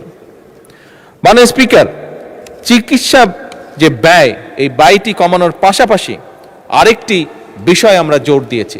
এখানে মাননীয় বিরোধী দলের নেতা আছেন, ওনার সাথে আমার প্রথম লন্ডনে দেখা হয়েছিল আজকে থেকে প্রায় 5 বছর আগে। ওনার পরিবারের সদস্যরাও লন্ডনে থাকেন, উনি নিজে একজন চিকিৎসক, খুব সম্ভবত ওনার মেয়েও বোধহয় চিকিৎসক আমি যতটুকু জানি, ছেলে চিকিৎসক, ওনার সবাই চিকিৎসক। আচ্ছা, ভেরি গুড, ভেরি গুড। মাননীয় বিরোধী দলীয় নেতা অবশ্যই ওয়াকিফাল আছেন, ওনার ধারণা আছে, যেহেতু উনি পরিবারের সাথে দেখা সাক্ষাৎ করার জন্য মাঝে জন্য ইউকেতে যান, আমিও যেহেতু আনফর্চুনেটলি বহুদিন আমাকে থাকতে হয়েছে দেশে আসতে না পারার কারণে। মানে স্পিকার ইউকের মতন দেশে একটি রিচ কান্ট্রিও দেশের মানুষের স্বাস্থ্যসেবা নিশ্চিত করতে গিয়ে তারা রীতিমতন হিমশিম খাচ্ছে, এবং সে কারণেই তারা এখন একটি নতুন উদ্যোগ গ্রহণ করেছে, এবং সেটা শুধু ইউকেতেই নয়, অল ওভার ইউরোপে এই উদ্যোগটা তারা গ্রহণ করেছে। সেটা হচ্ছে প্রিভেনশন, অর্থাৎ সেটি এখন তারা ইউরোপিয়ান সরকারগুলো প্রিভেনশনের উপর জোর দিচ্ছে। অর্থাৎ একটি মানুষ, হিসাব করে দেখা গিয়েছে যে একটি মানুষ যদি অসুস্থ হয়, যেহেতু ওইসব দেশে সরকার সর্বোচ্চ সবকিছু বহন করে একটি মানুষকে চিকিৎসা দেওয়ার জন্য, সেজন্য তারা হিসাব করে দেখেছে যে একটা মানুষ যদি অসুস্থ হয় তাকে চিকিৎসা দেওয়া, তার পিছনে নার্স, ডাক্তার, হসপিটালের বেড সবকিছু মিলে যে খরচ হয়, কিন্তু তাকে যদি প্রথমেই অ্যাওয়্যার করা যায় যে তুমি এই কাজগুলো থেকে যদি বিরত থাকো তাহলে তুমি এইভাবে অসুস্থ থেকে দূরে থাকবে, অসুস্থ হওয়া থেকে বিরত থাকবে, দেখা গেছে হিসাব করে তাতে খরচ কম হয়। মানে স্পিকার আমরাও এখন সিদ্ধান্ত গ্রহণ করেছি যে স্বাভাবিকভাবে 20 কোটি মানুষের দেশ, এত মানুষকে চিকিৎসা সুবিধা দিতে গেলে মাননীয় বিরোধী দলের নেতা বলেছেন কিভাবে মানুষ ওয়ার্ড হসপিটালগুলোতে মাটিতে পর্যন্ত শুয়ে থাকে। বিরোধী দলের নেতার জানার জন্য বলছি, আমার কাছে একটি স্ট্যাটিস্টিক্স আছে, এটি সবার জানার জন্য বলছি। হিসাব করে দেখা গিয়েছে মোটামুটিভাবে হাসপাতালগুলোতে, সারা বাংলাদেশের হাসপাতালগুলোতে মাটিতে শুয়ে থাকে প্রায় 40 লক্ষ মানুষ, 40 লক্ষ মানুষ যাদেরকে বেড দিতে পারে না। এখন এত বিশাল সংখ্যক জনসংখ্যার দেশ, স্বাভাবিকভাবে সরকারের, আমি বলেছি আমার বক্তব্যে, সরকারের সীমাবদ্ধতা আছে সম্পদের, রাষ্ট্রের সীমাবদ্ধতা আছে সম্পদের। সেজন্য আমরা উদ্যোগ গ্রহণ করেছি, আমরা মানুষকে বোঝাবো, মানুষকে অ্যাওয়্যার করবো যে কি কি থেকে কি কি অসুখ, কাজ থেকে বিরত থাকলে, খাবার দাবার লাইফস্টাইল ফলো করলে অসুখ থেকে, অসুস্থ থেকে বিরত থাকা যায়, বেঁচে থাকা যায়, নিজে সুস্থ থাকা যায়। এবং সেই জন্যই মাননীয় স্পিকার আমরা prevention is better then cure এই পলিসি আমরা বাস্তবায়ন করতে চাইছি, এবং সে কারণেই আমরা সমগ্র বাংলাদেশে 1 লক্ষ হেলথ কেয়ারার বা হেলথ ওয়ার্কার নিয়োগ দেওয়ার পরিকল্পনা গ্রহণ করেছি, যারা গ্রামে গ্রামে ঘরে ঘরে যাবে, আমাদের মায়েদেরকে বোঝাবে, বোনেদেরকে বোঝাবে, কারণ মা বোনেরাই পরিবারের স্বাস্থ্য, খাবার দাবার, হাইজিন সবকিছু কম বেশি খেয়াল রাখেন। কাজেই কোন জিনিসটি খেলে হার্টের অসুখ থেকে দূরে থাকা যাবে, কোন জিনিসটি খেলে বা কোন জিনিসটি না খেলে কিডনির প্রবলেম থেকে দূরে থাকা যাবে, কোন জিনিসটি খেলে না খেলে প্রেশার বা অন্যান্য যাবতীয় অসুস্থ থেকে দূরে থাকা যাবে, এই হেলথ কেয়ারগুলো সেখানেই কাজ করবে। এবং আমরা আশা করি ধীরে ধীরে জনগণ এটির সুফলটি পাবে। ফলে এইখানে যদি রোগীর সংখ্যা কমে, আমরা হাসপাতালগুলোতে কিছুটা হলেও বেটার সার্ভিস তখন এনশিওর করতে পারবো। মাননীয় স্পিকার, অনেক সময় লাগবে। সরকার প্রতিটি শ্রেণী পেশার মানুষের জন্য সামাজিক সুরক্ষা বলয় নিশ্চিত করতে চায়। কারণ আমি একজন রাজনৈতিক কর্মী হিসাবে দৃঢ়ভাবে বিশ্বাস করি, মাননীয় স্পিকার, নাগরিকদের রাজনৈতিক এবং অর্থনৈতিকভাবে ক্ষমতাহীন রেখে রাষ্ট্র কখনোই শক্তিশালী হতে পারে না। রাষ্ট্রকে যদি শক্তিশালী করতে হয় তাহলে অবশ্যই একজন নাগরিককে রাজনৈতিকভাবে এবং অর্থনৈতিকভাবে তাকে শক্তিশালী হতে হবে। এবং এই কারণেই মাননীয় স্পিকার, বর্তমান সরকার সমাজে নারীদেরকে অর্থনৈতিকভাবে ক্ষমতায়ন বা এম্পাওয়ার্ড নিশ্চিত করতে চায়।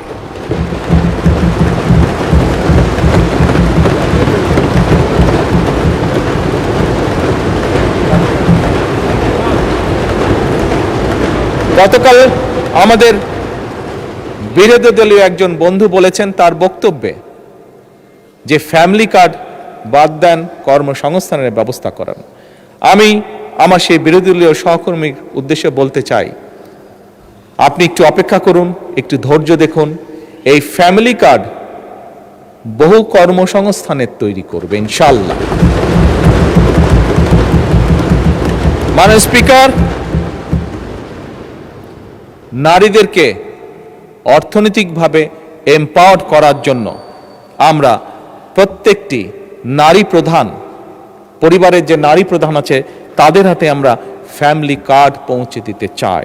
এবং এই ফ্যামিলি কার্ডের মাধ্যমে আমি এই সংসদে একদিন সংক্ষিপ্ত এক্সপ্লেনেশন দিয়েছিলাম যে কিভাবে ফ্যামিলি কার্ড একজন নারীকে অর্থনৈতিকভাবে স্বাবলম্বী করবে, কিভাবে একটি ফ্যামিলি কার্ড একটি নয়, শত নয়, হাজার নয়, লক্ষ নয়, কোটি ফ্যামিলি কার্ড কিভাবে দেশে কর্মসংস্থান তৈরি করবে, কোটি কোটি কিভাবে ফ্যামিলি কার্ড দেশের অর্থনীতিকে শক্তিশালী করবে, সেটি আমি তুলে ধরেছিলাম। মাননীয় স্পিকার, এই ফ্যামিলি কার্ডের মাধ্যমে আমরা নারী প্রধানদের হাতে ফ্যামিলির কাছে 25,000 টাকা করে প্রতি মাসে পৌঁছে দিব। 2,500 টাকা, আমরা 25,000 টাকা দিতে বলে খুব ভালো ছিল, সম্ভব হলে 2,500 টাকা আমরা এই সংসদে আল্লাহর কাছে চাইতে পারি যে আল্লাহ আমাদেরকে সেই তৌফিক দেন যাতে আমরা সেইটাই করতে পারি। সেই রহমত আমরা আল্লাহর কাছে চাইতে পারি যে আল্লাহ আমাদেরকে তৌফিক দেন যাতে আমরা নারীদের হাতে 2,500 না 25,000, একটি শূন্য বেশি দিতে পারি। মাননীয় স্পিকার, আমরা আগামী অর্থ বছরে যেরকম কৃষক ভাইদের কাছে প্রায় 41 লক্ষ কৃষকের কাছে আমরা কৃষি কার্ড পৌঁছে দিতে চেষ্টা করছি, একইভাবে আগামী অর্থ বছরে 40 লক্ষেরও বেশি, প্রায় 43 লক্ষ মতন পরিবারের হাতে আমরা এই ফ্যামিলি কার্ড পৌঁছে দেওয়ার পরিকল্পনা গ্রহণ করেছি।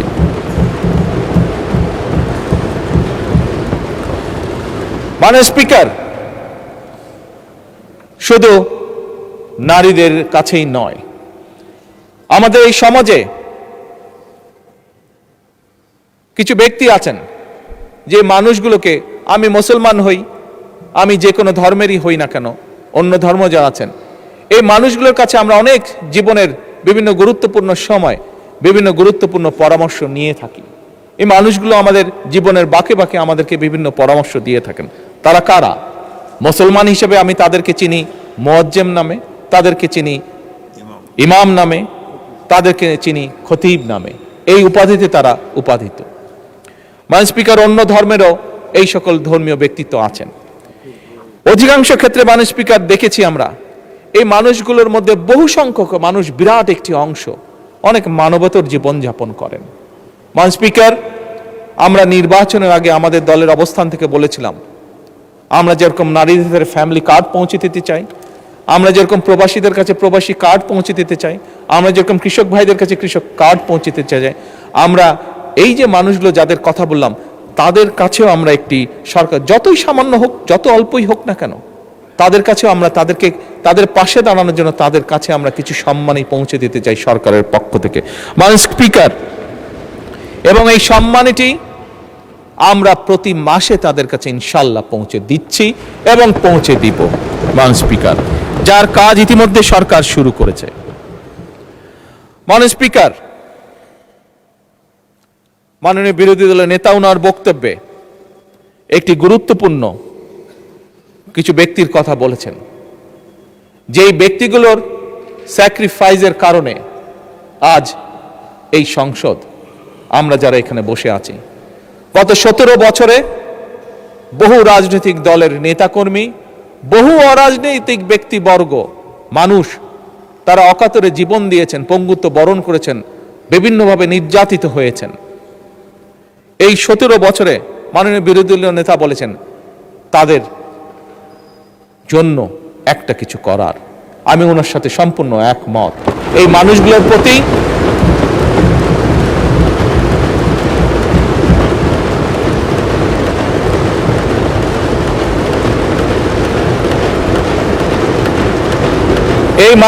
প্রতি আমাদের দায়িত্ব রয়েছে। যতটুকুই আমাদের সামর্থ্য, রাষ্ট্র বা সরকারের সামর্থ্য, সেই অবস্থান থেকে আমি আমার এবং বিরোধী দলীয় নেতার পক্ষ থেকে মাননীয় অর্থমন্ত্রীকে অনুরোধ জানাবো যে এই মানুষগুলোর জন্য ব্যবস্থা গ্রহণ করার জন্য। ধন্যবাদ।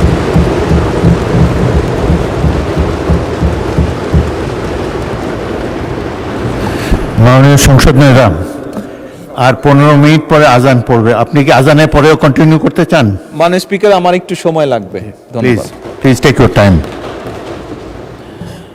মাননীয় স্পিকার, বর্তমান সরকার বিশ্বাস করে যে আমরা যে জাতীয় নিরাপত্তা বলতে যা বুঝি, এটি শুধু সীমান্ত রক্ষার বিষয় নয়, বরং এটি রাষ্ট্রের সার্বভৌমত্ব, জনগণের নিরাপত্তা, অর্থনৈতিক স্থিতিশীলতা, খাদ্য এবং জ্বালানি নিরাপত্তা, এবং সর্বোপরি আজকের যে যুগ, সাইবার নিরাপত্তা এবং কৌশলগত সক্ষমতা, এই সকল কিছু সমন্বিত একটি বিষয়।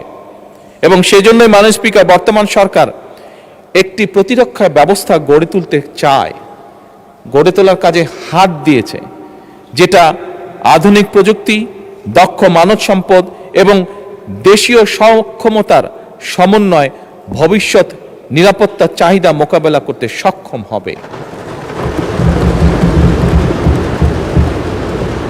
মাননীয় স্পিকার, প্রতিরক্ষা শিল্পের সক্ষমতা বৃদ্ধি, গবেষণা, প্রযুক্তিগত ব্যবহার, সাইবার নিরাপত্তা জোরদার এবং প্রতিরক্ষা ব্যবস্থাপনা আধুনিকরণের জন্য, মডার্নাইজ করার জন্য বর্তমান সরকার এই বাজেটের ভিতরে অনেকগুলো গুরুত্বপূর্ণ উদ্যোগ গ্রহণ করেছে মাননীয় স্পিকার, যা আমি দৃঢ়ভাবে বিশ্বাস করি একজন বাংলাদেশী হিসাবে আমাদের প্রত্যেককে আগামীতে ইনশাল্লাহ গৌরবান্বিত, অহংকার করার মতন অবস্থানে আমরা নিয়ে যাব ইনশাল্লাহ।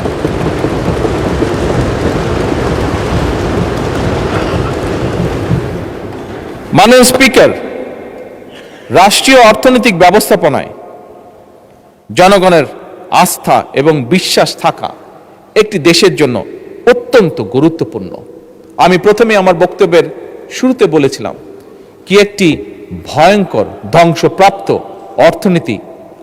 অর্থনীতি আমরা পেয়েছি, বা ইকোনমি আমরা আর্থিক অবস্থা আমরা ইনহেরিট করেছি। বর্তমান সরকার মাননীয় স্পিকার পুঁজিবাজারকে দীর্ঘমেয়াদী বিনিয়োগের একটা কার্যকর প্ল্যাটফর্ম হিসাবে গড়ে তুলতে চায়। আমরা দেখেছি বিনিয়োগ বাজারে বা পুঁজিবাজারে, আমরা দেখেছি পুঁজিবাজারে কিভাবে কি হয়েছিল স্বৈরাচারের সময়, কিভাবে অসহায় মানুষ সহ্য করতে না পেরে, কষ্ট সহ্য করতে না পেরে আত্মহত্যা করেছিল, যা বোধহয় পৃথিবীর অন্য কোনো দেশে কোনোদিন ঘটেনি। মাননীয় স্পিকার, এই পুঁজিবাজারকে কিভাবে দীর্ঘমেয়াদী বিনিয়োগের কার্যকর প্ল্যাটফর্ম তৈরি করা যায়, এর ভিতরেই বর্তমান সরকার পরিকল্পনা গ্রহণ করেছে। আমি দৃঢ়ভাবে বিশ্বাসী আমাদের যোগ্য ফাইন্যান্স মিনিস্টারের নেতৃত্বে আমরা কিছুদিনের মধ্যেই এর একটি ভেরি পজিটিভ রিফ্লেকশন আমরা দেখতে পাব।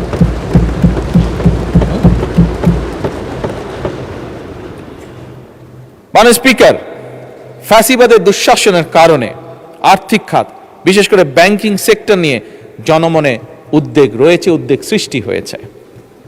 ব্যাংকিং, আমি আগেই বলেছি, আমাদের এই বাজেটের অন্যতম একটি ইম্পর্টেন্ট লক্ষ্য হলো অর্থনৈতিক খাতে শৃঙ্খলাকে যে কোনো মূল্যে ফিরিয়ে নিয়ে আসা, এবং ব্যাংকিং সেক্টরে শৃঙ্খলা ফিরিয়ে আনতে সরকার সব রকমের উদ্যোগ গ্রহণ করছে, প্রত্যেকটা ক্ষেত্রে উদ্যোগ গ্রহণ করছে।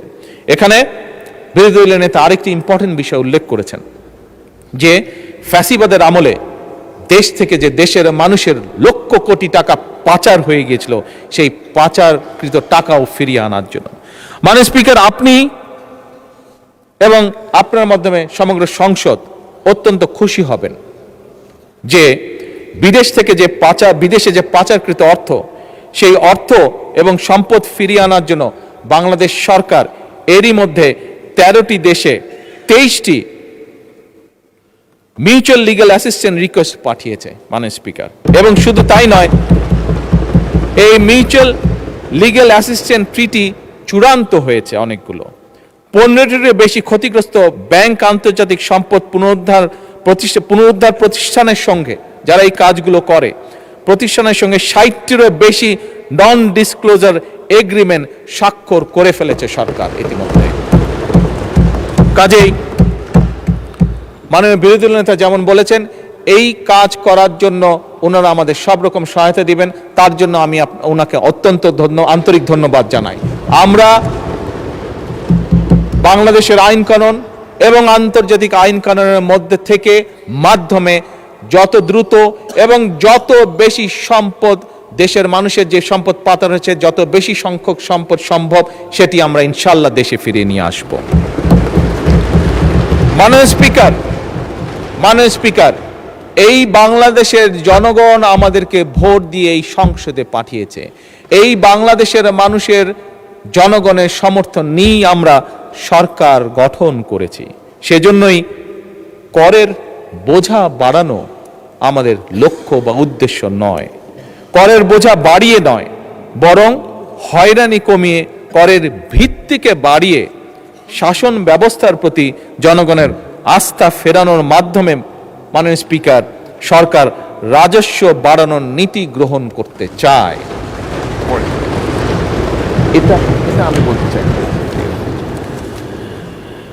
সরকার এমন একটা রাজস্ব ইকোসিস্টেম গড়ে তুলতে চায় মাননীয় স্পিকার। স্বাভাবিক, এখানে করের বা করদাতা যারা আছেন, বিভিন্ন রকম বিষয় আছে, বাংলাদেশে বাস্তবতা আছে, আমি অত ডিটেলে যাব না, বাট বাস্তবতার বাইরেও আমরা থাকতে পারবো না। এবং সে কারণে সরকার এমন একটা রাজস্ব ইকোসিস্টেম গড়ে তুলতে চায় যেখানে করদাতাগণ কর প্রদান করে উন্নয়নে অংশীদার হবেন এবং প্রাউড ফিল করবেন, গর্ব বোধ করবেন। আমরা পর্যায়ক্রমিকভাবে সেরকম একটা সিস্টেম তৈরি করতে চাই, স্বচ্ছ এবং আধুনিক করতে চাই এই কর ব্যবস্থাকে। আমার মনে হয় এ ব্যাপারেও আমাদের বিরোধী দলীয় নেতা একটি বক্তব্য তুলে ধরেছেন, আমি ওনার বক্তব্যের সাথে সম্পূর্ণভাবে একমত। মাননীয় স্পিকার, এবার আমি প্রস্তাবিত বাজেটে কয়েকটা বিষয়, প্রস্তাবিত বিধান এবং কয়েকটি ক্ষেত্রে ভ্যাট কমানোর জন্য মাননীয় অর্থ এবং পরিকল্পনা মন্ত্রীর দৃষ্টি আকর্ষণ করতে চাই। এবার আমি সম্ভবত, খুব সম্ভব, নর্মালি এই দাবিটা বিরোধী দল থেকে হয়ে থাকে, আমি আপাতত ফিজিক্যালি না হয়েও মানসিকভাবে একটু ওনাদের পাশে গিয়ে কথা বলতে চাই। মাননীয় স্পিকার, এবারের বাজেটে ব্যক্তি করদাতাগণের আয়কর অব্যাহতির সীমা 2026-27 এবং 27-28 কর বছরের জন্য 3,75,000 টাকা, 2028-29 এবং 29-30 কর বছরের জন্য 4 লাখ টাকা এবং 30-31 কর বছরের জন্য 4,50,000 টাকা প্রস্তাব করা হয়েছে। ব্যক্তি করদাতাগণের করভার কিছুটা লাঘব করে তাদেরকে কিছুটা স্বস্তি দিতে চাই আমরা। এবং সে কারণেই মাননীয় স্পিকার, 2026-27 এবং 27-28 কর বছরের জন্য 4 লাখ টাকা, যেটা 3,75,000 প্রস্তাব করেছে, 4 লাখ টাকা, 2028-29 এবং 29-30 কর বছরের জন্য 4,50,000 টাকা এবং 2030-31 কর বছরের জন্য 5 লাখ টাকা করার জন্য মাননীয় অর্থ পরিকল্পনা মন্ত্রীর প্রতি আমি অনুরোধ রাখছি।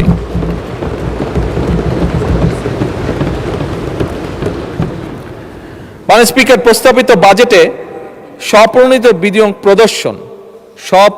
বিনিয়োগ প্রদর্শন সংক্রান্ত একটি বিধান নিয়ে জনমনে কিছু নানা প্রশ্ন উদ্বেগ আমরা লক্ষ্য করেছি। সেটি পত্রপত্রিকার মাধ্যমে, সোশ্যাল মিডিয়ার মাধ্যমে হোক, আমাদের বিভিন্ন সংসদ সদস্যের মাধ্যমে হোক, বিভিন্ন সমাজের সিভিল সোসাইটির বিভিন্ন ব্যক্তির মাধ্যমে হোক, এটি আমি জানিয়েছি। আমাদের দেশে মাননীয় স্পিকার, যেহেতু অনেকেই প্রকৃত মূল্যে জমি রেজিস্ট্রেশন করেন না, মৌজা মূল্যে জমি রেজিস্টার করে থাকেন সাধারণত, তাই অনেক সময় অনেক করদাতা প্রকৃত ক্রয় মূল্য না দেখানোর জন্য প্রায়শই একটা ঝামেলার সম্মুখীন হতে হয়, প্রায়শই ঝামেলার সম্মুখীন হয়ে থাকেন বহু মানুষ। তাই করদাতাগণকে ঝামেলামুক্ত করার জন্যই কিন্তু এই বিধানটির প্রস্তাব করা হয়েছিল। আমি বেশ কয়েকটি মিটিংয়ে ছিলাম বাজেট যখন তৈরি হচ্ছিল, এবং সেখানে যে আলোচনাগুলো হয়েছিল সেখান থেকে কেন এটি হয়েছিল, যেটি এক্সপ্লেনেশন ছিল, আমি সংক্ষেপে এক লাইনে এক্সপ্লেনেশনটা আপনাদের সামনে তুলে ধরলাম যে কেন এটি রাখা হয়েছিল। আনফর্চুনেটলি কেউ কেউ এটিকে কালো টাকা সাদা করার সুযোগ এইভাবে মনে করছেন, অনেকের এক্সপ্লেনেশন হচ্ছে এটা বোধহয় এরকম। আমি মাননীয় স্পিকার, জনগণের প্রতি সম্পূর্ণ শ্রদ্ধা রেখে প্রস্তাবিত এই বিধানটিকে প্রত্যাহার করার জন্য আমি মাননীয় অর্থ পরিকল্পনা মন্ত্রীর কাছে দৃষ্টি আকর্ষণ করছি।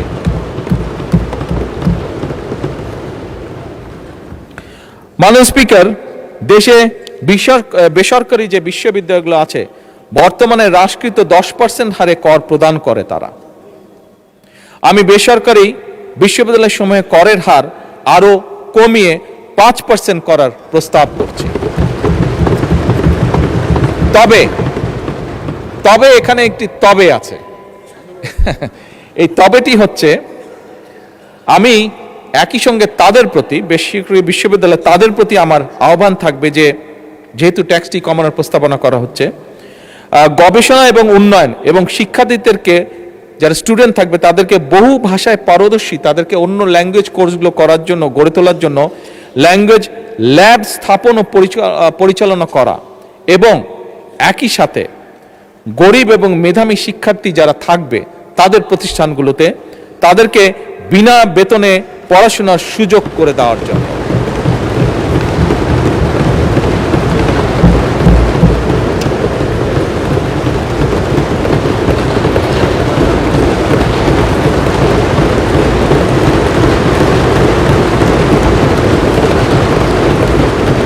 মাননীয় স্পিকার, করের আওতা বাড়ানো, স্বাভাবিকভাবে করের আওতা তো আমরা বাড়ানো, এবারের বাজেটে এই লক্ষ্যে একটি প্রস্তাব করা হয়েছিল যে কয়েকটি ক্ষেত্র ছাড়া, স্টুডেন্ট সহ কয়েকটি ক্ষেত্র ছাড়া, যে কোনো ব্যাংক অ্যাকাউন্ট খোলার সময় 3 দাখিলের একটি বিধান রাখা হয়েছিল, বিধানের প্রস্তাব করা হয়েছিল।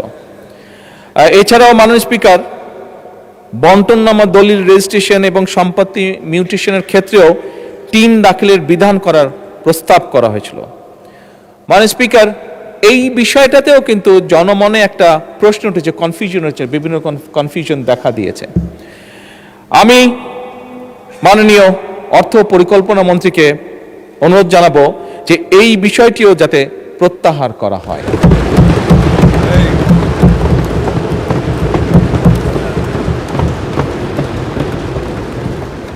মাননীয় স্পিকার, দেশের 3টি পার্বত্য জেলায় বিশেষ করে ক্ষুদ্র নৃগোষ্ঠী ব্যক্তিগণের যে বেতন এবং তাদের যে আর্থিক পরিসম্পদ হতে যে অর্জিত আয়, এটা ব্যতীত পার্বত্য জেলার পরিচালিত যে সকল অর্থনৈতিক কর্মকাণ্ড থেকে যে অর্জিত আয়, সেটিকে করমুক্ত রাখার প্রস্তাব করা হয়েছে উপস্থাপিত যে বাজেট। আমি মাননীয় অর্থ এবং পরিকল্পনা মন্ত্রীর দৃষ্টি আকর্ষণ করে বলতে চাই যে, বা অনুরোধ রাখতে চাই একই সাথে আমি, যে পার্বত্য জেলার যে ক্ষুদ্র নৃগোষ্ঠী আছে, করমুক্ত আয়ের এই সুবিধাটা আরো একটু বাড়িয়ে তাদের ব্যবসা, কৃষিখাত সহ অন্যান্য আয়ের পাশাপাশি বেতন আয়কেও করমুক্ত করা হোক।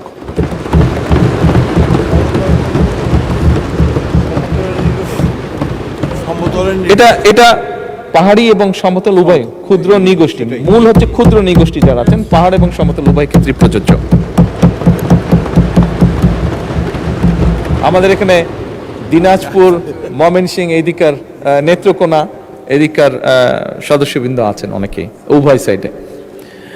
মাননীয় স্পিকার, দেশের চিংড়ি চাষের প্রসার এবং রফতানি বৃদ্ধির লক্ষ্যে এই খাতের কতগুলো প্রয়োজনীয় বিষয় আছে, যেমন অ্যাকুয়া ফিড আছে, ফিড অ্যাডিটিভ আছে, তারপরে প্রোবায়োটিক্স আছে, ভিটামিন এবং মিনারেলস আছে। এটার আমদানিতে যে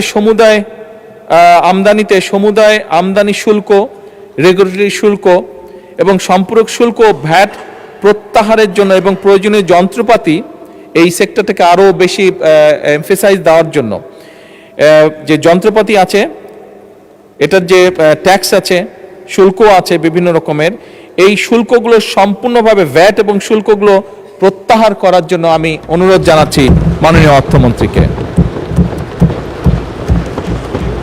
মাননীয় স্পিকার, স্থানীয় শিল্পের, বিশেষ করে স্থানীয় শিল্প আমাদের জন্য অত্যন্ত গুরুত্বপূর্ণ। এই স্থানীয় শিল্পের বিকাশের জন্য উৎপাদনকারী প্রতিষ্ঠান কর্তৃক যে কাঁচামাল আমদানি হয়, বেশ কিছু ক্ষেত্রে রেয়াতি সুবিধা প্রদানের জন্য আমি মাননীয় অর্থ পরিকল্পনা মন্ত্রীকে অনুরোধ করছি। মাননীয় স্পিকার, একই সাথে বিভিন্ন ঔষধ তৈরি এবং স্থানীয় শিল্প প্রতিষ্ঠানের কাঁচামাল হিসাবে মধু ব্যবহৃত হয়। অনেকেই নিশ্চয়ই আপনারা জানেন, বিশেষ করে ফার্মাসিউটিক্যালের সাথে আপনারা যারা বা ফিজিশিয়ান এখানে যারা আছেন। সুতরাং মাননীয় স্পিকার, এই উৎপাদনকারী প্রতিষ্ঠান কর্তৃক যেহেতু মধু আমদানিতে 10% সম্পূরক শুল্ক আছে, এই সম্পূরক শুল্কটা আমি সম্পূর্ণভাবে প্রত্যাহার করার জন্য আমি মাননীয় মন্ত্রীকে অনুরোধ জানাচ্ছি। মাননীয় স্পিকার, বিভিন্ন শিল্পের কাঁচামাল হিসেবে ব্যবহৃত হয় বিভিন্ন শিল্প প্রতিষ্ঠান সমূহ কাঁচামাল হিসাবে পিভিসি এবং পেট রেজিন আমদানিতে যে প্রস্তাবিত বাজেটে যে 10% আমদানি শুল্ক হ্রাস করা হয়েছে, এইটিকে 10 থেকে আমি 5 করার জন্য অনুরোধ জানাচ্ছি।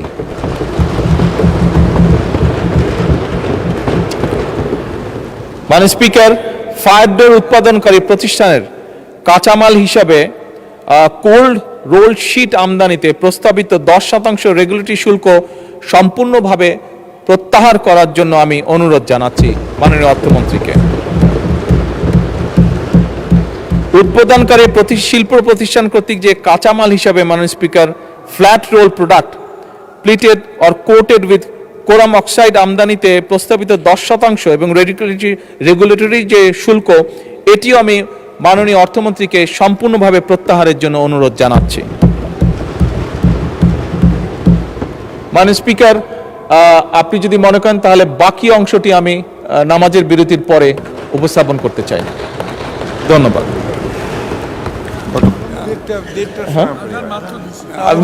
যেহেতু জামাতের টাইম, নামাজের টাইম অনেকক্ষণ আছে, আমার আর 15-20 মিনিট হলে আই ক্যান ফিনিশ। মাননীয় স্পিকার, 15 মাননীয় সংসদ নেতা, আপনি যদি 15 মিনিটে শেষ করতে পারেন তাহলে একবারে শেষ করে ফেলাই ভালো। শেষ করে দেব? হ্যাঁ? জি, আচ্ছা মাননীয় স্পিকার, আমি দ্রুত তাহলে শেষ করার চেষ্টা করছি। বিরোধী দলের নেতা, আপনি কিছু বলছেন কি? আমি শুনতে পাচ্ছি না আপনার কথাটা। মাননীয় বিরোধী দলের নেতা, আমরা কি কন্টিনিউ করবো 15 মিনিট? তাহলে 15 নেতাকে মাইক দেন। লাগবে, 15 থেকে 20 মিনিট লাগবে।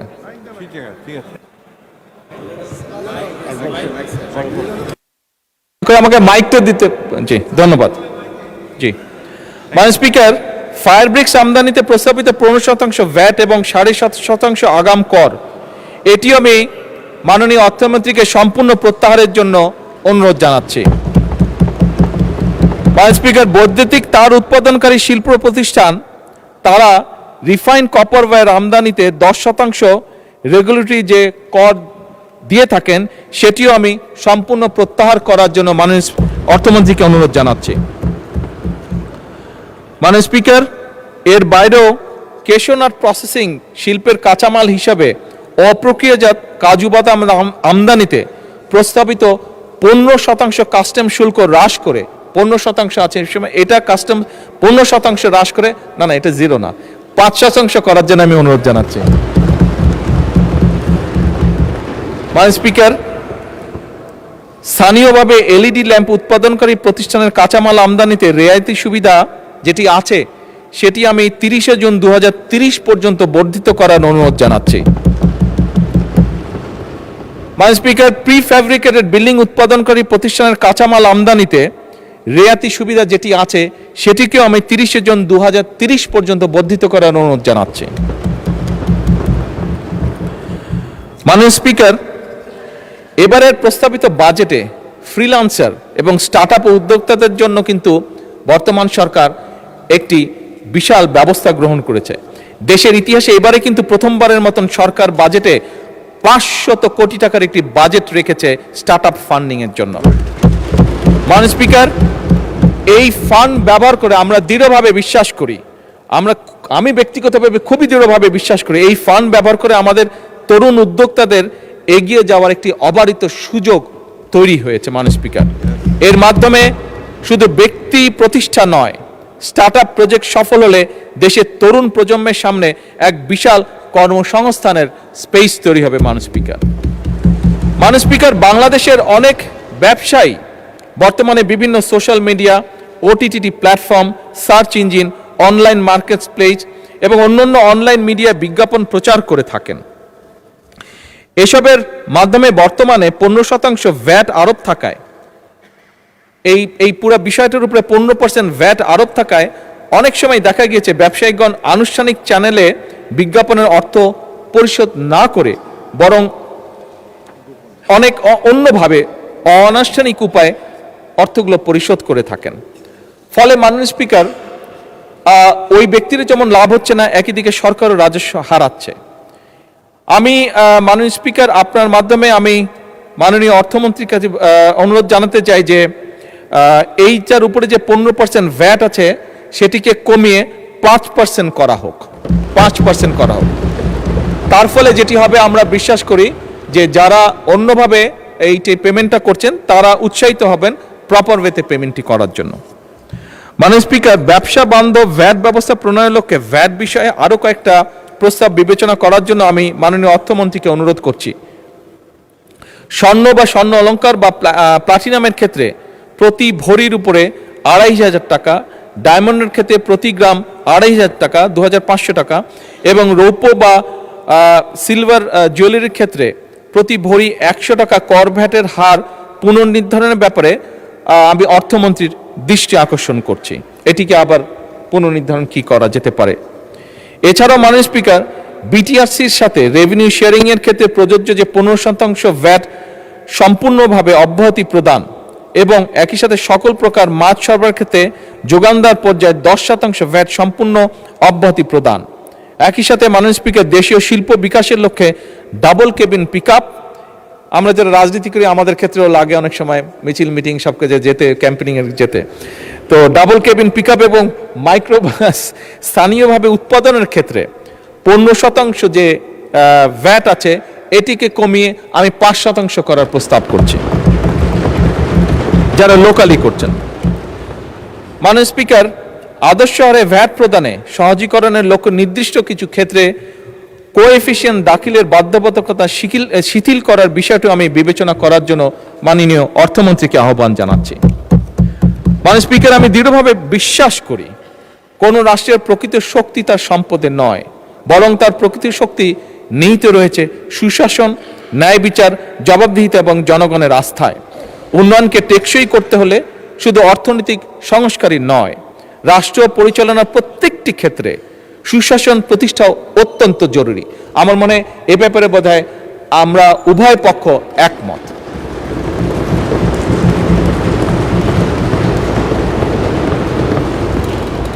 এবং এর পাশাপাশি জনগণ একটি ন্যায়ভিত্তিক রাষ্ট্র চায়। মাননীয় স্পিকার, এটি একটি মানুষের চাওয়া। এখন স্বচ্ছ এবং জবাবদিহিমূলক সরকার এবং প্রশাসন চায়।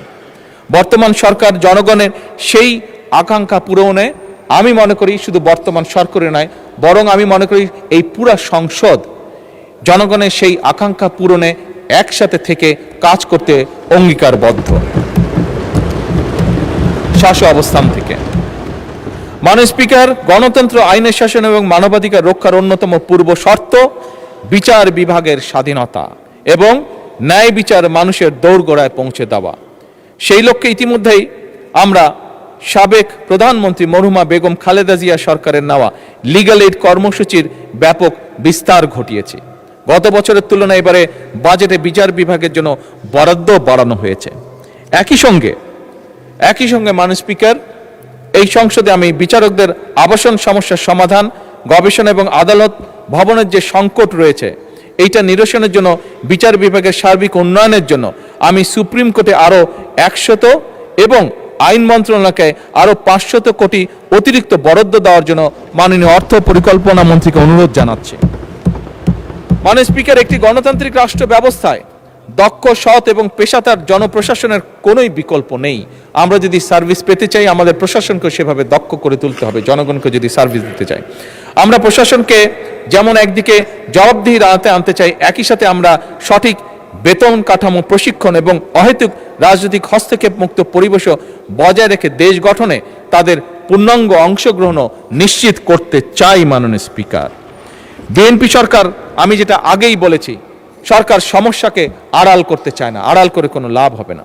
আমরা জনগণের কাছে স্বচ্ছতার সঙ্গে অঙ্গীকার করতে চাই যে 1.5 দশকেরও বেশি সময় ধরে যে গভীর দুর্নীতি, অনাচার এবং অনিয়ম আমাদের অর্থনীতিকে পঙ্গু করে দিয়েছে, সেই অবস্থার উত্তরণ ঘটিয়ে তা আমরা জনগণের কাছে অঙ্গীকারবদ্ধ।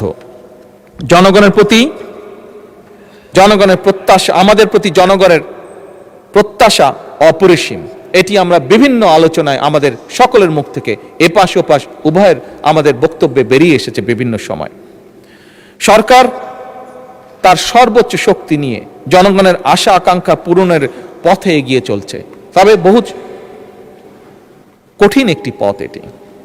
বাংলাদেশের মানুষ, আমরা প্রত্যেকে গ্রামে গঞ্জে ঘোরা মানুষ, মানুষের সাথে উঠা বসা করা মানুষ। আমরা বাংলাদেশের মানুষ পরিশ্রমী মানুষ, যা আমরা স্বচক্ষে দেখেছি। তরুণ সমাজ মেধাবী, আমাদের কৃষক উৎপাদনশীল, প্রবাসীরা দেশপ্রেমিক এবং আমাদের উদ্যোক্তারা সম্ভাবনাময়। সুতরাং মাননীয় স্পিকার, আমাদের ঘুরে দাঁড়ানো ছাড়া কোনোই বিকল্প নেই।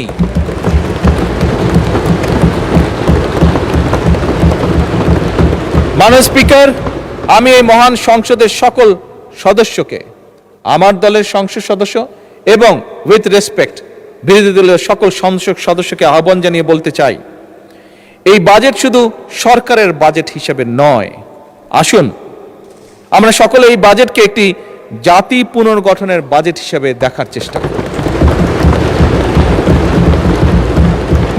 মাননীয় বিরোধী দলের নেতা বলেছেন, আমিও বলেছি, ওনার সাথে সম্পূর্ণ একমত রেখে আমি বলতে চাই, আমাদের মধ্যে মতভেদ থাকতেই পারে, কিন্তু দেশের অর্থনীতি পুনরুদ্ধার, জনগণের কষ্ট লাঘব, আর্থিক খাতে শৃঙ্খলা প্রতিষ্ঠা, আস্থা ফেরানো, কৃষক, শ্রমিক, তরুণ, নারী, প্রবাসী উদ্যোক্তাদের জন্য সৃষ্টি তৈরি এবং গণতান্ত্রিক প্রতিষ্ঠান শক্তিশালী করার প্রশ্নে আমরা সকলে ইনশাল্লাহ ঐক্যবদ্ধ থাকব। এই বাংলাদেশে যাতে আর কোনো ফ্যাসিবাদ, স্বৈরাচার কায়েম হতে না পারে, এই বাংলাদেশকে যাতে আর কেউ তাদের তাবেদার রাষ্ট্র বানাতে না পারে, এই হোক আমাদের আজকের প্রত্যয়। মাননীয় স্পিকার, বাজেট প্রণয়ন অত্যন্ত অক্লান্ত পরিশ্রমের কাজ। আমি অক্লান্ত পরিশ্রমের জন্য আমি মাননীয় অর্থ পরিকল্পনা মন্ত্রীকে আমার এবং আমার সকল সদস্যের পক্ষ থেকে সহকর্মীর পক্ষ থেকে আন্তরিক ধন্যবাদ জানাতে চাই। আমি ধন্যবাদ জানাতে চাই অর্থ বিভাগ, জাতীয় রাজস্ব বোর্ড, অর্থনৈতিক সম্পর্ক বিভাগ, আর্থিক প্রতিষ্ঠান বিভাগ, পরিকল্পনা মন্ত্রণালয়, বাংলাদেশ ব্যাংক, সংশ্লিষ্ট সকল মন্ত্রণালয় এবং বিভাগের কর্মকর্তা এবং কর্মচারীদেরকে আন্তরিক ধন্যবাদ জানাতে চাই। বাজেট প্রস্তুত, মুদ্রণ, উপস্থাপন ও সংসদীয় কার্যক্রমে সহযোগিতার জন্য জাতীয় সংসদ সচিবালয়, বিজি প্রেস এবং গণমাধ্যম কর্মী যারা দীর্ঘদিন ধরে বাজেট অধিবেশন কভার করছেন, তাদেরকে আমি আন্তরিক ধন্যবাদ জানাই। মাননীয় স্পিকার, ফ্যাসিস্ট উত্তর বাংলাদেশ এই সংসদের কাছে জনগণের প্রত্যাশা আকাশ ছোঁয়া। এদেশের জনগণ গণতন্ত্র, মানবাধিকার, আইনের শাসন, ন্যায় বিচার এবং সুশাসন প্রতিষ্ঠার কাজ করার জন্যই জনগণ অনেক প্রত্যাশা নিয়ে আমাদের প্রত্যেকটি মানুষকে এই সংসদে পাঠিয়েছে। এই সংসদে আসার আগে গণতন্ত্র প্রতিষ্ঠায় আমাদের অগণিত সতীর্থ সহযোদ্ধা জীবন দিয়েছেন। অনেকেই নেই, আমি এই দেশ ছেড়ে চলে যেতে যখন বাধ্য হয়েছিলাম তখন অনেককে দেখে গিয়েছিলাম, ফিরে এসে আমি তাদেরকে পাইনি। আমরা ওই পক্ষের অনেক সিনিয়র নেতা যাদেরকে আমি নিজে দেখেছি, যাদের সাথে কথা বলেছি, তাদেরও অনেককে এসে আমি পাইনি। আমাদের উভয় পক্ষেরই অবস্থা। অসংখ্য নেতাকর্মী পঙ্গু হয়েছেন, সর্বস্ব হারিয়েছেন, মামলা হামলায় জর্জরিত হয়েছেন। তাদের রক্তের কাছে, তাদের ত্যাগের কাছে আমরা অবশ্যই ঋণী। তাই আমাদের আরো বেশি দায়িত্বশীল হওয়া প্রয়োজন। আমাদের সেই দায়িত্বশীলের জায়গা থেকে জুলাই সনদকে সামনে রেখে সংসদের ভেতরে সংবিধান সংশোধন সহ বিভিন্ন ইস্যুতে যেমন ঐক্যবদ্ধভাবে আমরা কাজ করতে পারি, তেমনি সংসদের বাইরেও জাতীয় গুরুত্বপূর্ণ ইস্যুতে জনমত গঠন সহ সংস্কারমূলক কর্মসূচি গ্রহণ করে দেশকে আমরা সামনের দিকে এগিয়ে নিয়ে যেতে পারি। আমাদের সেই ধরনের দায়িত্বশীল আচরণ হবে এদেশের ভবিষ্যৎ পথরেখা। মাননীয় স্পিকার, সবশেষে আমি দেশবাসীকে আশ্বস্ত করে বলতে চাই, এই সরকার, এই সংসদ জনগণের।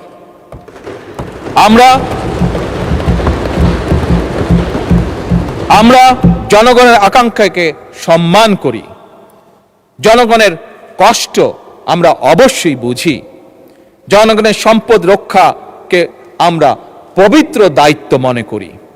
আমরা এমন একটি বাংলাদেশকে গড়ে তুলতে চাই, এমন একটি বাংলাদেশকে পেতে চাই যেখানে উন্নয়ন হবে ন্যায্যতা ভিত্তিক, অর্থনীতি হবে অন্তর্ভুক্তিমূলক, রাষ্ট্র হবে জবাবদিহিমূলক এবং নাগরিকের জীবন হবে নিরাপদ, মর্যাদাপূর্ণ এবং সম্ভাবনাময়। মাননীয় স্পিকার,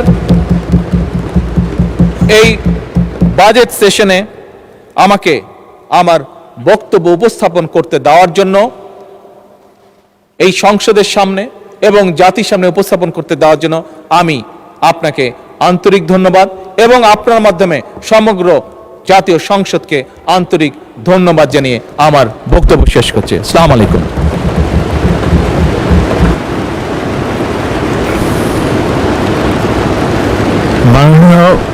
মাননীয় বিরোধী দলের নেতা কিছু বলতে চান? বিরোধী দলের নেতাকে মাইক দেন। মাননীয় স্পিকার, আপনাকে ধন্যবাদ। মাননীয় প্রধানমন্ত্রী বিরোধী দলের পক্ষে ভূমিকা পালন করার জন্য তাকে বিশেষভাবে ধন্যবাদ। যার ছোট্ট একটা বিষয় আমার ধারণা উনি খেয়াল করেন নাই বা কেউ খেয়াল করায় নাই, এই জন্যে